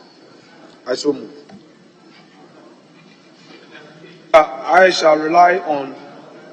I just don't want to use. You're talking about time. I don't want to go into the specifics. It's already there. Mr. Speaker, I rely on my earlier submissions in this House and to say that the said provision is dealing with custodial centers. And the essence of this amendment is to introduce a community service which is aimed at achieving a greater good for the individual who is convicted. Thank you, Mr. Speaker. Honorable members, motion moved is for the consideration of the House. Yes, Chairman of the committee. Mr. Speaker, sorry to intervene at this time. Mr. Speaker, in accordance with your directive, there are your committees, 2 committees are meeting on the gender and leadership of constitutional legal. But on this bill, Mr. Speaker, the last directive that I had was that the legislative drafting was to come out with the corrections that we have made and how the intended bill will look at. Then we'll settle on that and then iron out some creases. Then we would come to the floor of the House and settle it. I was at the meeting at Oak Plaza when the deputy majority leader tested me that I'm needed in the House for us to consider this bill. And I think I have been ambushed. I haven't seen the intended correction, how it would look like, where we have to add on, only to be told that we are concluding on it. Mr. Speaker, and that is what I wanted to bring to your attention. As of now, we are considering another bill, the Affirmative Action Bill, at Oak Plaza. So the Committee on Gender and Leadership of Constitutional Legal are there considering it. But because I was called by the Deputy Majority Leader that this bill, I needed to come and draw your attention on that. So it's not that anybody would want to shy away from that, but I think I need to be given a copy of that. As I speak now, I'm traveling with the ranking member of Constitutional, Legal and Parliamentary Affairs, and he is airborne now. So, Mr. Speaker, if there is a window of an opportunity, I'll be grateful if we could have a copy of the draft, the final draft, and then I give a copy to my colleague to also have a look, and then we can consider it. I pray so, Mr. Speaker. Chairman, well, you made a good submission, but we've gone beyond that. I think for some time now, I've been drawing your attention to the fact that the compiled draft bill, after the consideration stage, has been sent to your official emails and official WhatsApp, and then hard copies have also been distributed. I have had discussion with the draft person and the officials at table. And that is why we delayed it from last week up to today, Thursday, so that members will get some time to go through these drafts that were submitted by the draft person. And so today, what we did was to go through the third reading, but our colleague, the Deputy Majority Leader, told us he wanted to take the bill through a second consideration stage. And so we granted him opportunity to do so, and the House has agreed that we take it through a second consideration stage. Now, an order paper addendum has been distributed with some of the proposed amendments to the clauses of the bill that he wants to be taken through the second consideration stage. We are waiting for some more, including what the draft person team have put together. So we just started with the first one, which is clause 4. And if you don't have a copy, I would direct a table office should make available to him copies of these documents.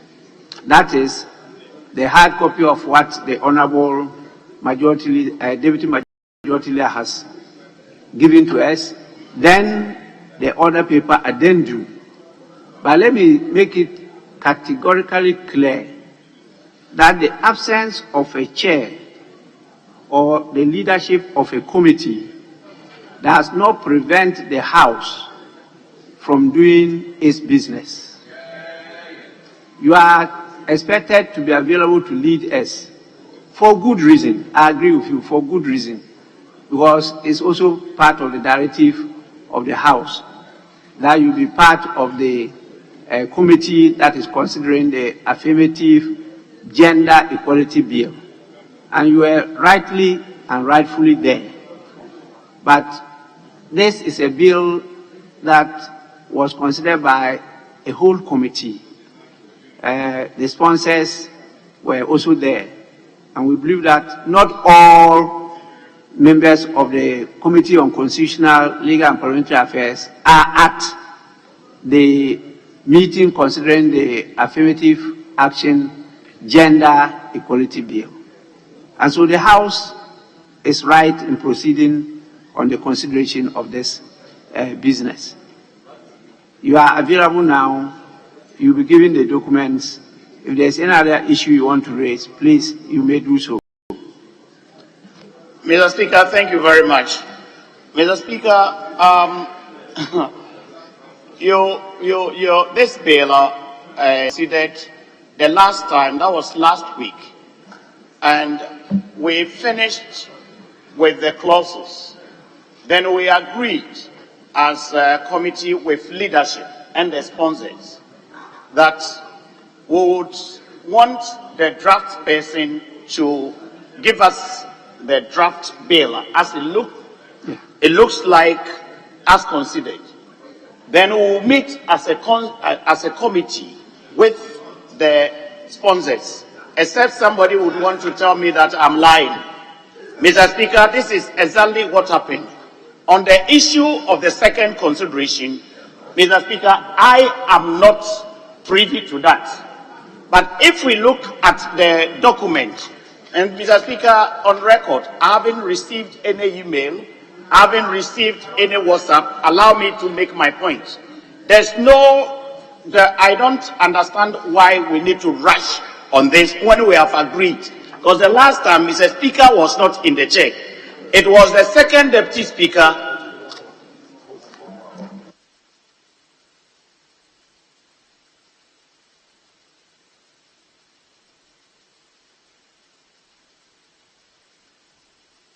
The last time, Mr. Speaker, you were not in the chair.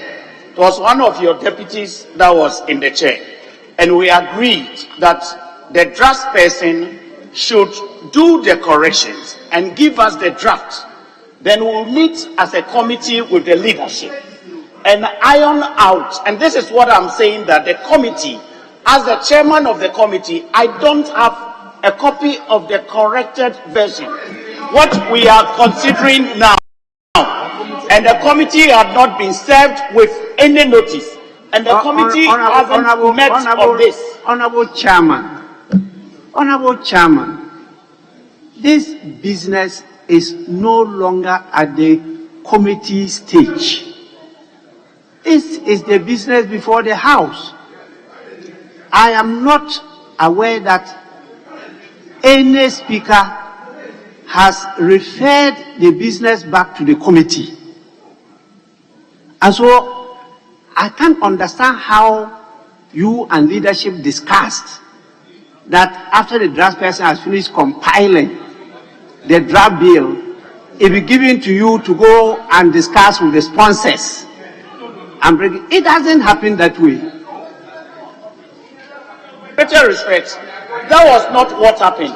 The House took a decision and the chair directed what I'm saying. So it was a decision of the House.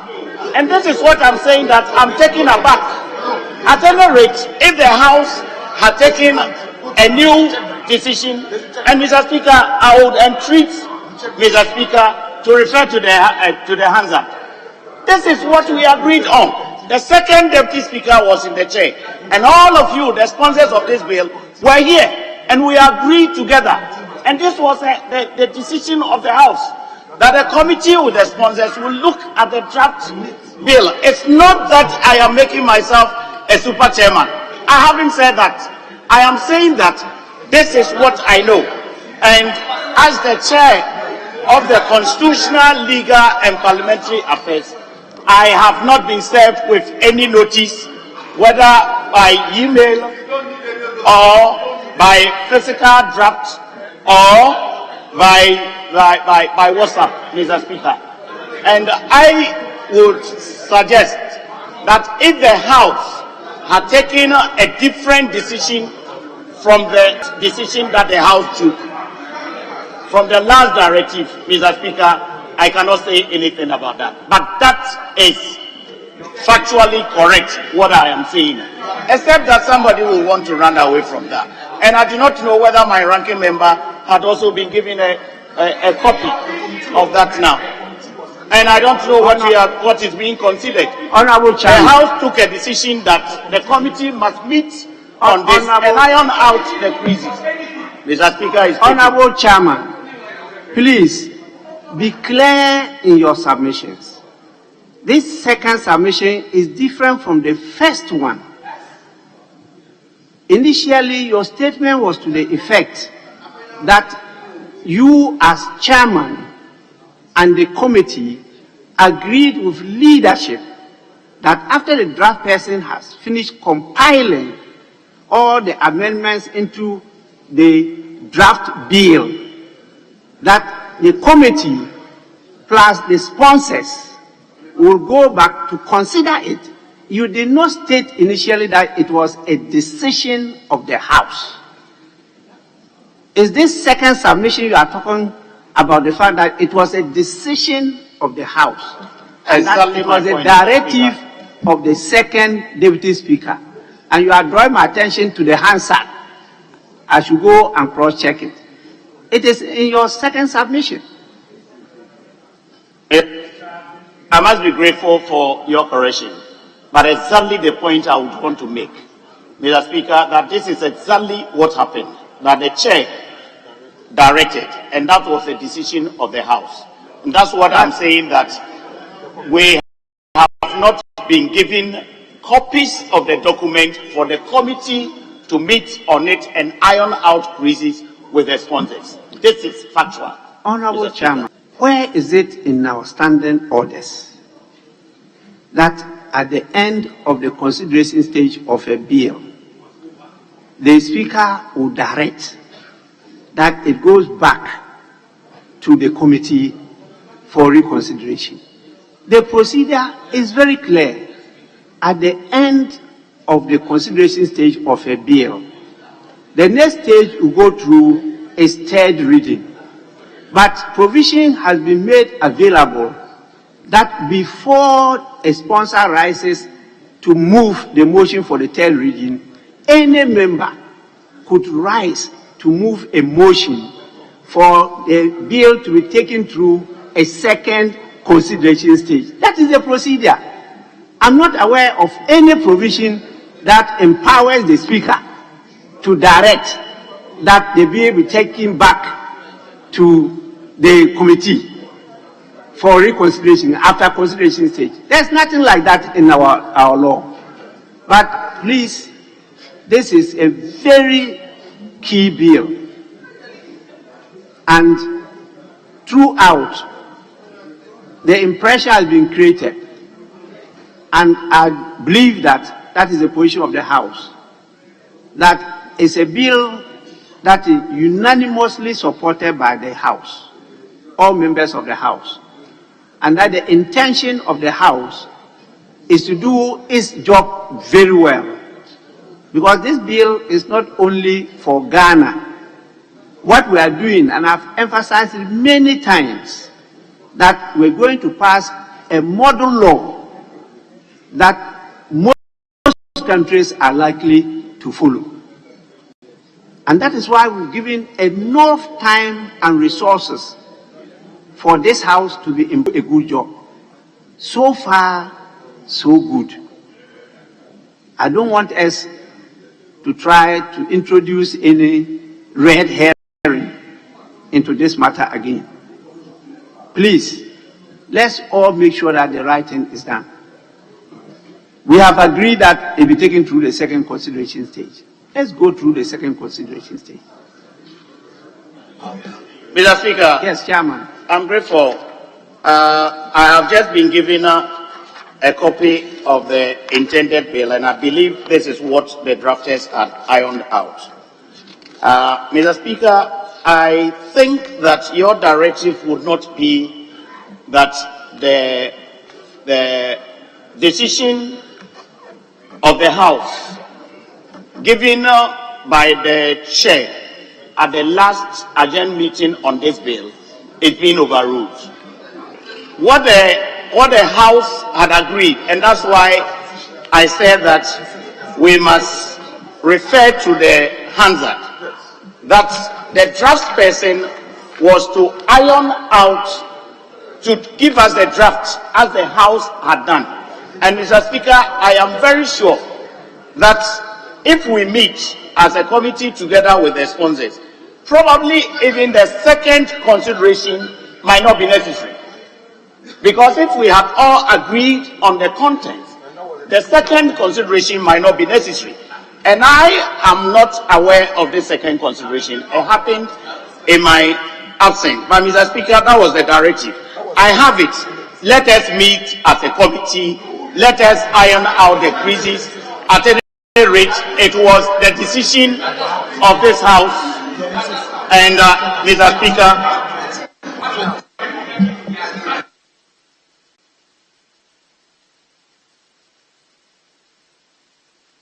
I made this point. Honorable member. So, Mr. Speaker, what I'm saying is that there was an earlier decision, and I will pray that we should go by that decision, and it will solve the problem. The decision, if Mr. Speaker overrules that decision that was made by this House, I cannot challenge the Speaker. I so propose. Honorable member, look, you are again saying two things. One, a decision of the House. Two, a directive of the second deputy speaker. They are not the same. The two are not the same. You agree with me? Mr. Speaker. The two are not the same. I agree, Mr. Speaker. But exactly. Mr. Speaker, both happened. We took a decision as a House, and the Speaker directed. And that's what I'm saying, that if we go contrary to that, it is overruling an earlier decision of the House directed by the House. And I pray, Mr. Speaker, this, as it's, the saying goes, book no lie. We can easily check the Hansard, Mr. Speaker. This is what happened. When was that? I think that was on Thursday. I think that was Thursday. You think? Yes, I was. I was here. I was part of the decision. You can't tell me I was not in the House. Honorable members, you don't have to split hairs over this. Honorable Chair, I took over from the second deputy speaker. And the second deputy speaker, before he handed over to me, at least whispered to me as to what is left to be done. There was no, he forgot, because you are deputy majority leader. Maybe not. Please, I don't know the import of this, Chair, but what I have from the second Deputy Speaker was for us to continue with the statements. And this business, I have discussed with him before, because we have to finish this bill and also work on the affirmative action gender equality bill. And before you came, I drew the attention of the House to the fact that the government is presenting to the House another urgent bill.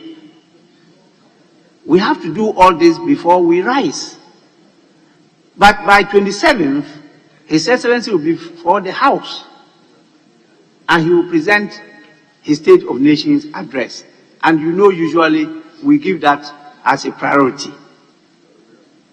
We cannot continue to delay these businesses before us.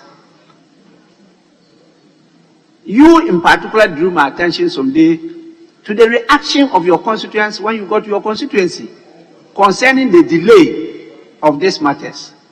And it affects me myself as I move around. As the speaker, it came to the extent that people thought I, as speaker, was rather delaying the business. Wherever I came from, I don't know.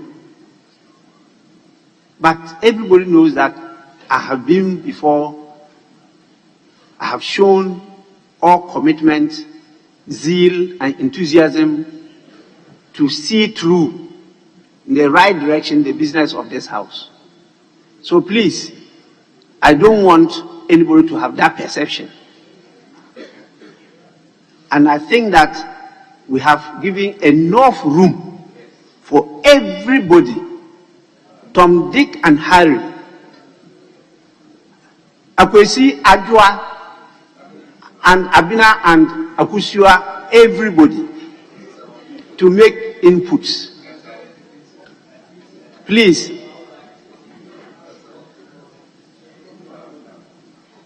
we should not delay this business.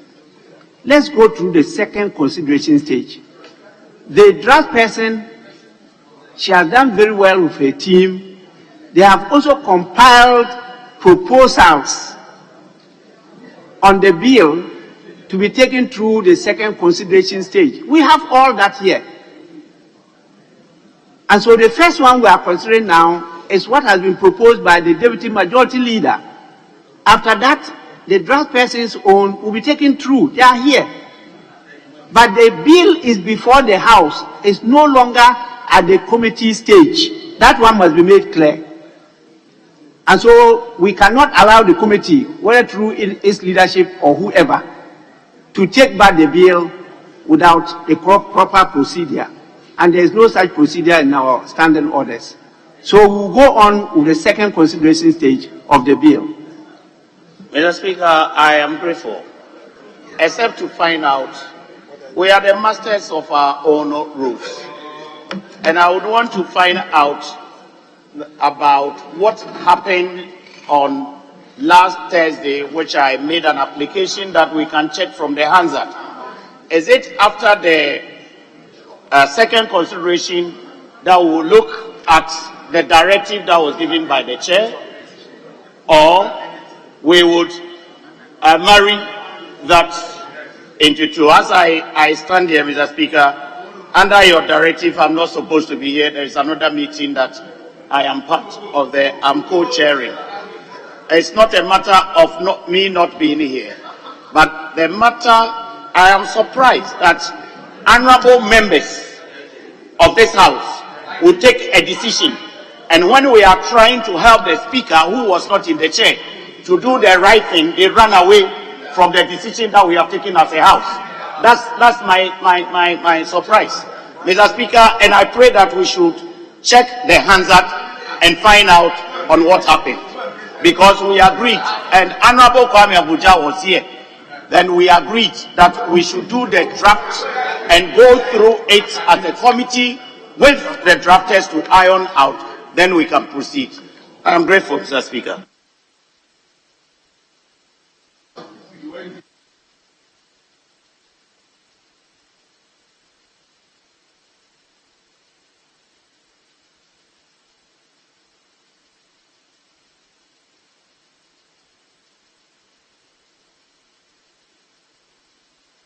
Honorable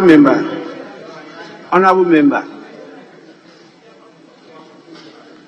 I decided that they should make available to me the verbatim report of the 8th February proceedings on this bill. And what you are alleging was a directive of the second deputy speaker in this matter. I want to read it to your hearing. He says, Mr. Second Deputy Speaker, and this the second deputy speaker speaking. Very well. Honorable members, per the new standing orders that we are operating now, all the proposed amendments that have been carried would have to be incorporated into the original bill brought to the House for all of us to consider before we move to the third reading. That is the position.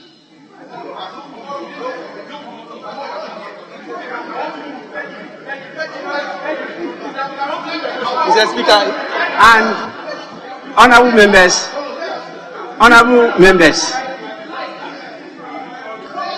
members, please, for emphasis, he continues. Therefore, all the amendments that have been carried will be incorporated into the bill to be brought to the House for all of us to see before we consider the third reading. On that note, we bring the consideration stage to a close. There is no directive from the second deputy speaker that this matter, after the compilation, be referred back to the committee. There's no such directive. And I insisted, and the second deputy speaker was present when I insisted that we should follow the new rule, that they should compile all the amendments that have been carried into a new proposed bill. And once the matter is before the House, that will have to be given to every member before we move the third reading, the motion on the third reading of the bill. And that is what is being done. On a number of occasions, I drew the attention of members to their official email and official WhatsApp, and then also the hard copies. I did. Now, unfortunately, I believe what we say, that there's nothing like that in your official email or your official WhatsApp. But at least the hard copies, members had the copies here, and I see you also have one now. But the proper thing is that after the motion moved by the deputy majority leader for a second consideration stage, it was accepted by the House. So we are going through the second consideration stage. The absence or otherwise of the chair or leadership of the Committee on Constitutional, Legal and Parliamentary Affairs is of no consequence to the consideration of further deliberation on the bill. That is my position. And if you want the law, read Order 5 of the new standing orders. The power to interpret or supplement the orders. That power rests with the Speaker. And that is the Speaker's position, and we'll go by it. Please. Thank you, Mr. Speaker. I respect Mr. Speaker's decision, but because I had another assignment today,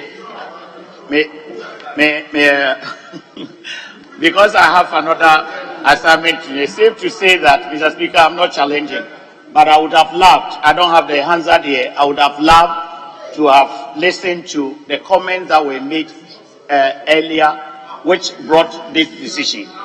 And I'm glad that, Mr. Speaker, you read that. Mr. Speaker, I need your protection. Mr. Speaker, I need your protection. Exactly what happened exactly is what, Mr. Speaker, you have read. And it was whilst I was on my feet here that I have been given a draft of this. Nothing in my email box, nothing in my WhatsApp box. And Mr. Speaker, I think this should have been brought to our attention for discussion. Nevertheless, once Mr. Speaker had made this decision, and this is the decision of the Speaker, I am not prepared to challenge the ruling of the Speaker, Mr. Speaker. Thank you very much.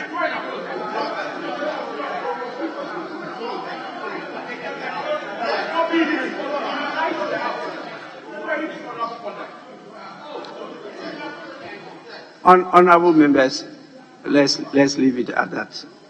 Let's leave it at that.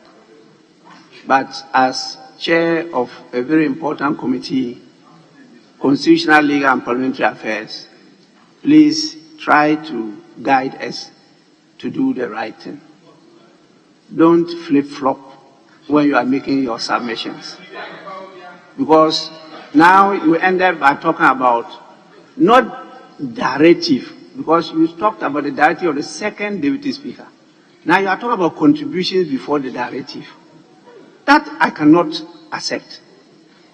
You want to go through the contributions before the directive. The contributions are just to guide the Speaker to give the directive. The directive is what is binding. And that is what I've read to you. And you don't doubt that. So why do you go back to this? Please, you know the respect I have for you as a member and a good learned friend. And so let's continue with that, because credibility is very important in this matter. I need to trust you and you need to trust me. I will not mislead anybody and I will not do anything that will misguide this House to do anything wrong. We are here fighting for the interests of our people, the nation Ghana. So please, I listened to you because I didn't have a copy of the Hansard. And once it came as a guide, that is what I read to you. Please, what we need to do is to continue with the second consideration stage of the bill. Wherever we get to, we can continue tomorrow and see whether we can finish what the draft person is also submitting for second consideration stage. So it's not only the Deputy Majority Leader that is calling on the House to do a second consideration stage. He has basis not only from his proposed amendment, but also what the draft person has submitted. I have a copy of it. And that will come in the order paper for the attention of the House. So please, may we go on. Mr. Speaker, we respect your ruling. But Mr. Speaker, we are just very lucky that the clerks were able to pull up the answer for you. Mr. Speaker, what was going on a few minutes ago could undermine the integrity of the House. Our colleague consistently gave the impression that he was the only one who understood what the second Deputy Speaker said on that day. In fact, he even mentioned my name. Mr. Speaker, now that it is clear that he misled you and the House and the public, at least, Mr. Speaker, I know you, we all respect our colleague. At least, Mr. Speaker, he must actually apologize for misleading the House. Mr. Speaker, it is very necessary because he mentioned my name that I was here. If I had the opportunity earlier, I was just going to remind him that there was first no decision. Mr. Speaker directed that all the contributions should be put together and be brought to the House. But unfortunately, I didn't catch your. So, Mr. Speaker, at least our colleague is a respected member of this House, and we believe that he probably got it wrong, so that the public knows that when you sit in the chair, or anybody who sits in the chair gives proper direction, he must apologize or at least say that he got it wrong, Mr. Speaker. That is very necessary, Mr. Speaker, because he said so many things that were not factual. Mr. Speaker, he said that we took a decision. That the issue to be brought to him that day, Mr. Speaker, to remind him, it was Honorable Dakwameko who was moving your motions. You came in later. I was here. I asked the Honorable Dakwameko to move your motions. So how come you had more information of what happened that day than those of us who were in the chair? Honorable Anyimedu, you are a very respected member of this house.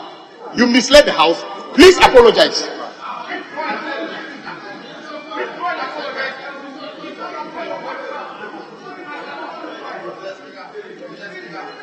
Honorable members, I say, please, let's leave this matter and move on.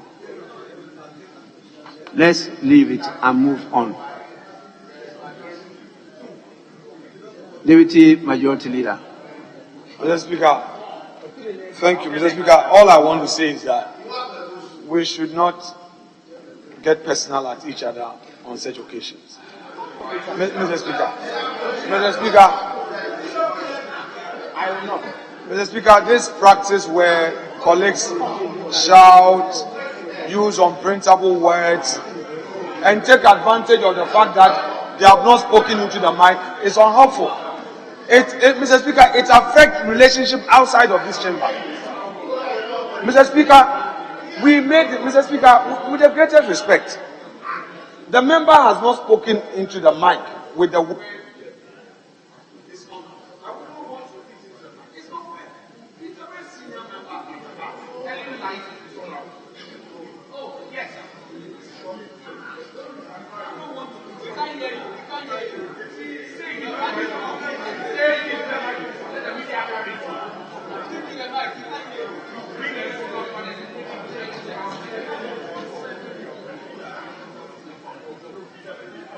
Mr. Speaker, if we are getting personal and emotional as if this bill is owned by an individual, so be it. Isn't it a democracy that we are practicing? Mr. Speaker has repeated this time without number. If you disagree, we say that we agree in principle. It's only aspect that we are jojoing on. Must that reduce us into using unprintable words against each other? The chair of the committee that Mr. Speaker says he respects so much, he's done over 25 years at the bar. No, Honorable Agoja, I didn't want to repeat those words into the mic, and I will not. But those words should not be ascribed to our respect, not you. Those words should not be ascribed to Honorable Kwame Animedu. I'm not saying you. It didn't come from you. But there's a senior at the bar. Mr. Speaker, the fact that we disagree means that we reduce each other to ordinary and shred each other. Is that right? We can't do that. Because we disagree, we use unprintable words. We cannot. Honorable Kwame Animedu deserves better. I will not repeat it. I will not repeat it, but it's not fair. Let's disagree, let's agree, let's move on. Honorable members, I thought the practice is that when a member doesn't speak into the mic, we leave it at that. And that's why I said, let's proceed. Later on, when you meet outside the chamber, you can discuss these matters. Don't let the Hansard capture these things. It doesn't speak well of the House, particularly as our people are not only watching, but also listening to us. As they watch you, they read a lot from your body language. As they listen to you, they have their own understanding and interpretation of what you say. And so when something is not said to the mic, please don't try and bring it up to officialdom by speaking into the mic. Let's leave it as it is and let's proceed. Unless you don't want to proceed, let's allow the Deputy Majority Leader to move his proposed amendments. So please, Deputy Majority Leader, you may do so now. Mr. Speaker, I rise to move this House on clause 4 of the bill.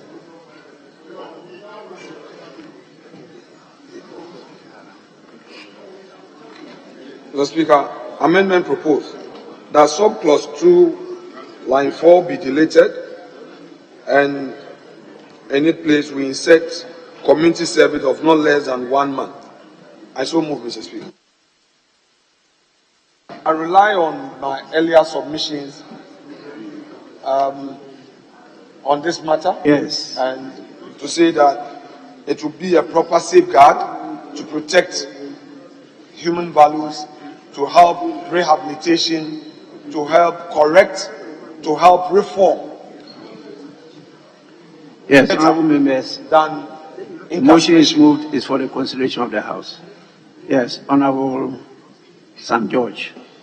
Thank you, Right Honorable Speaker. Right Honorable Speaker, the motion that has been moved to delete imprisonment of not less than 2 months in subclause 2, line 4 of clause 4 by the Honorable Alexander Afenyo-Markin and insert community service of not less than 1 month, Mr. Speaker, with the greatest of respect, would negate the entire essence of the bill.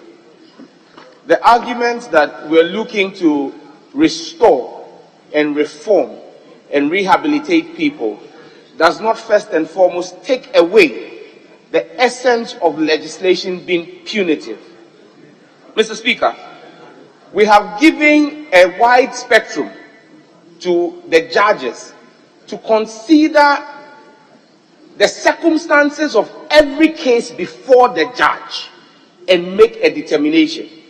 And so in clause 4, which deals with the offenses under this bill, that is a person who is lesbian, who is gay, who is transgender, transsexual, queer, pansexual, ally, or non-binary, we have said to the judge, you can impose a fine of not less than 750 penalty units if the judge so considers the circumstances and evidence before them not warranting a custodial sentence. So it is not as though everybody who falls foul of clause 4 of this bill, when it becomes law, would automatically be subjected to custodial sentence.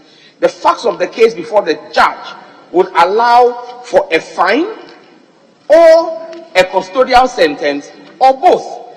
We should not take away from the judges this spectrum of options to determine the fate of an accused person before the judge. And Mr. Speaker, in the earlier submission by the respected Deputy Minority Leader, he said that it is important that we take into consideration a legislation that is an intention or something that is yet to come before this House. You know, where he's speaking about the custodial sentencing law that is yet to build, community service bill. Mr. Speaker, how can we be passing a legislation today in Ghana and we are being told that we should consider something which is still a draft and has not come before this House and introduce communal sentences instead of custodial sentences when we don't have a communal sentence bill or regime or law in this country? Again, the Honorable Afenyo-Markin makes reference to international obligations and that we must be mindful of international obligations imposed upon us. And I am on all fours with him. But I hope the Honorable Afenyo-Markin will revert his mind as well to the fact that many of our international partners, like the United States, in January of 2024, carried out an execution of a man who was sentenced, a 58-year-old man convicted of murder. Ghana has not carried out a death penalty, as far as I'm aware, since at least 1992. But our very good friends in the United States executed somebody, and in fact, in this case that I referred to, the 58-year-old man, Mr. Speaker, he had previously been sent to the death chamber and injected with lethal injection. So he was subjected to the pains of a lethal injection, but survived it. Then they reintroduced him into the death chamber again, and this time killed him or executed him with nitrogen gas. Are those the people you want to teach us humanity from? Are those the people whose international obligations you want to impose on us? People who are killing people with nitrogen gas?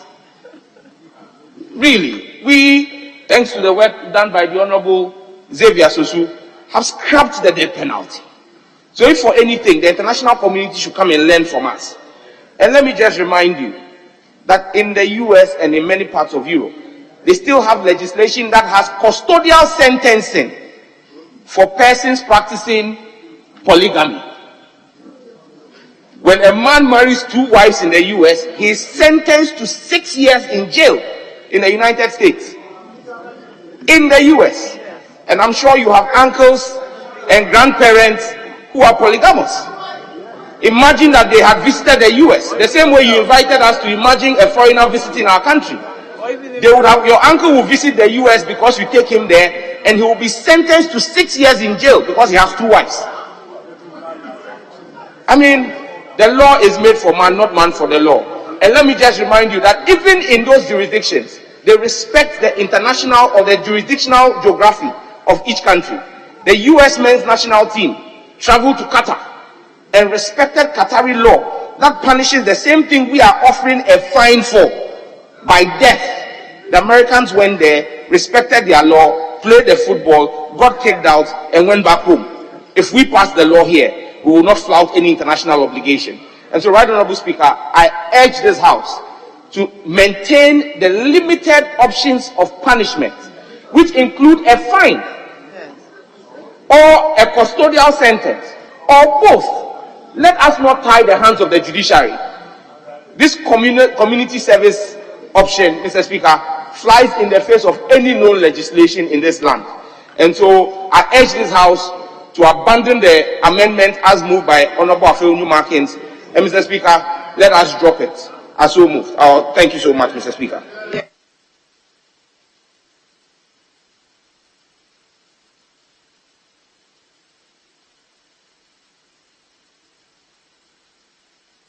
Yes, Majority Leader.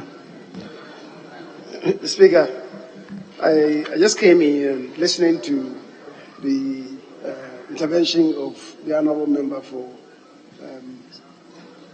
Ningo Pram.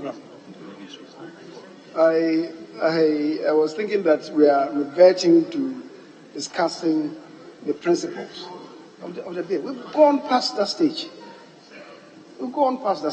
So I guess if there is a motion to amend a portion of it, let's restrict ourselves to it and not go back to a debate on the principles and policies underpinning the gone past that stage. Having said that, Mr. Speaker, whilst I was away, Mr. Speaker, I was reflecting on the composition of the alphabet, LGBTQ++.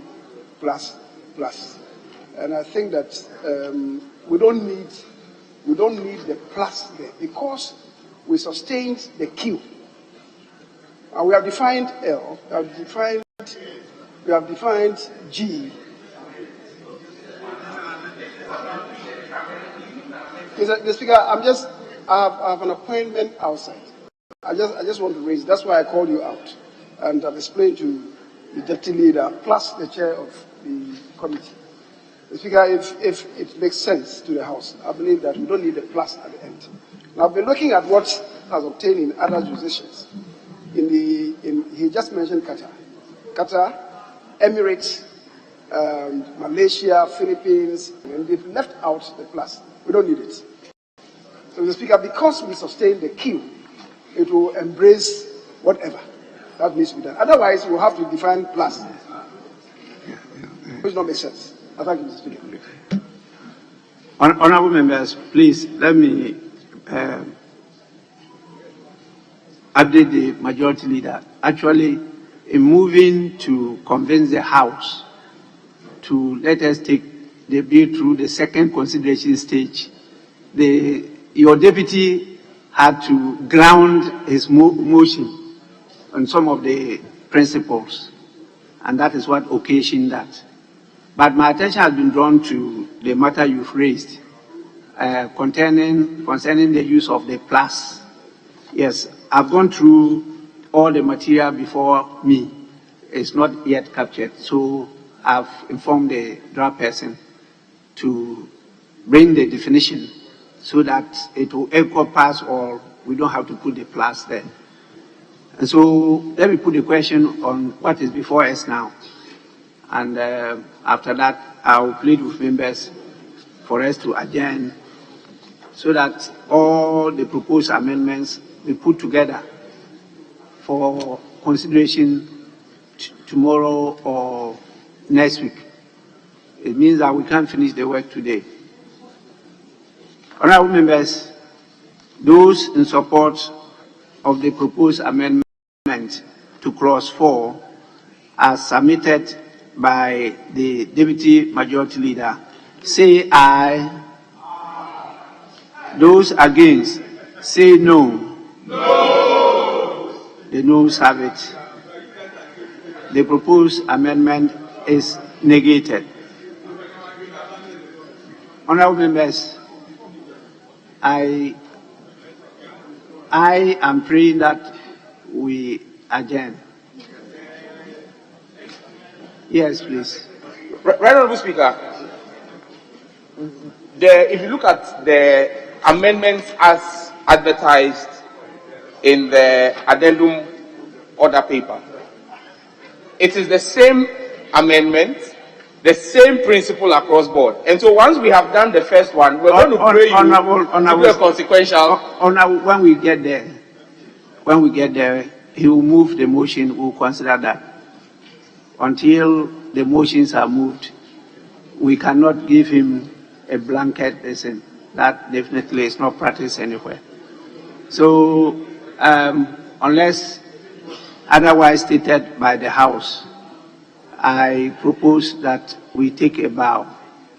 Accordingly, the House is adjourned. Sorry, the maize is still in its position on the consideration stage.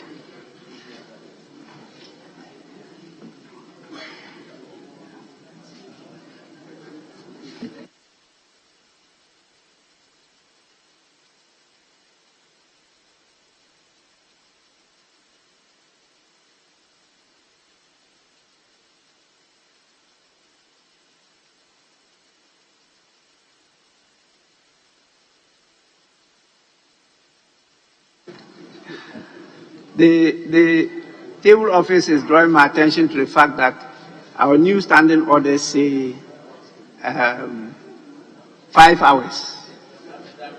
We haven't done 5 hours, so it doesn't lie in my bosom to adjourn without a motion being moved. Yes, Deputy Majority Leader. Right Honorable Speaker, I move this House I'm on the fifth. to adjourn proceedings.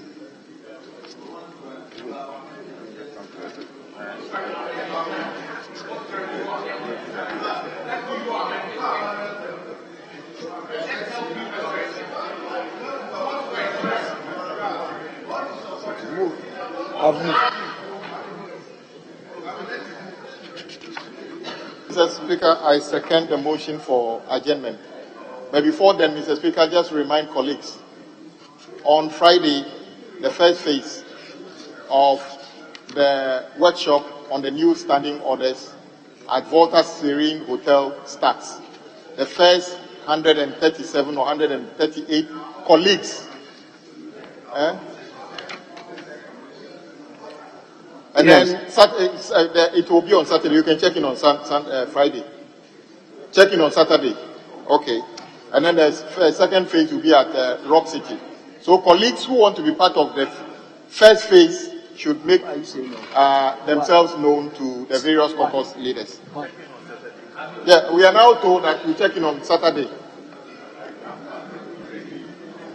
Mr. Speaker. Yes. I don't know whether Honorable Abuja is arresting my motion, but you've already seconded. That brings a finality. So, actually, I'm going to put the question on your motion because he seconded it. Yeah, so Mr. Speaker, whatever Those he said, in favor of adjournment, say aye. Those against, say no.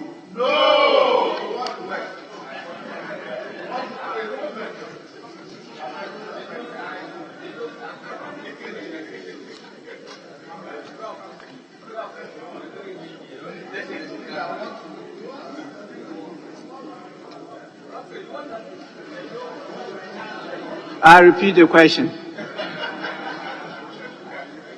Those in favor of adjournment, say aye. Aye. Those against, say no.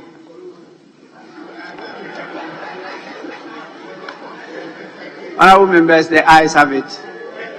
The House is adjourned till tomorrow at 10 in the forenoon. The House is adjourned.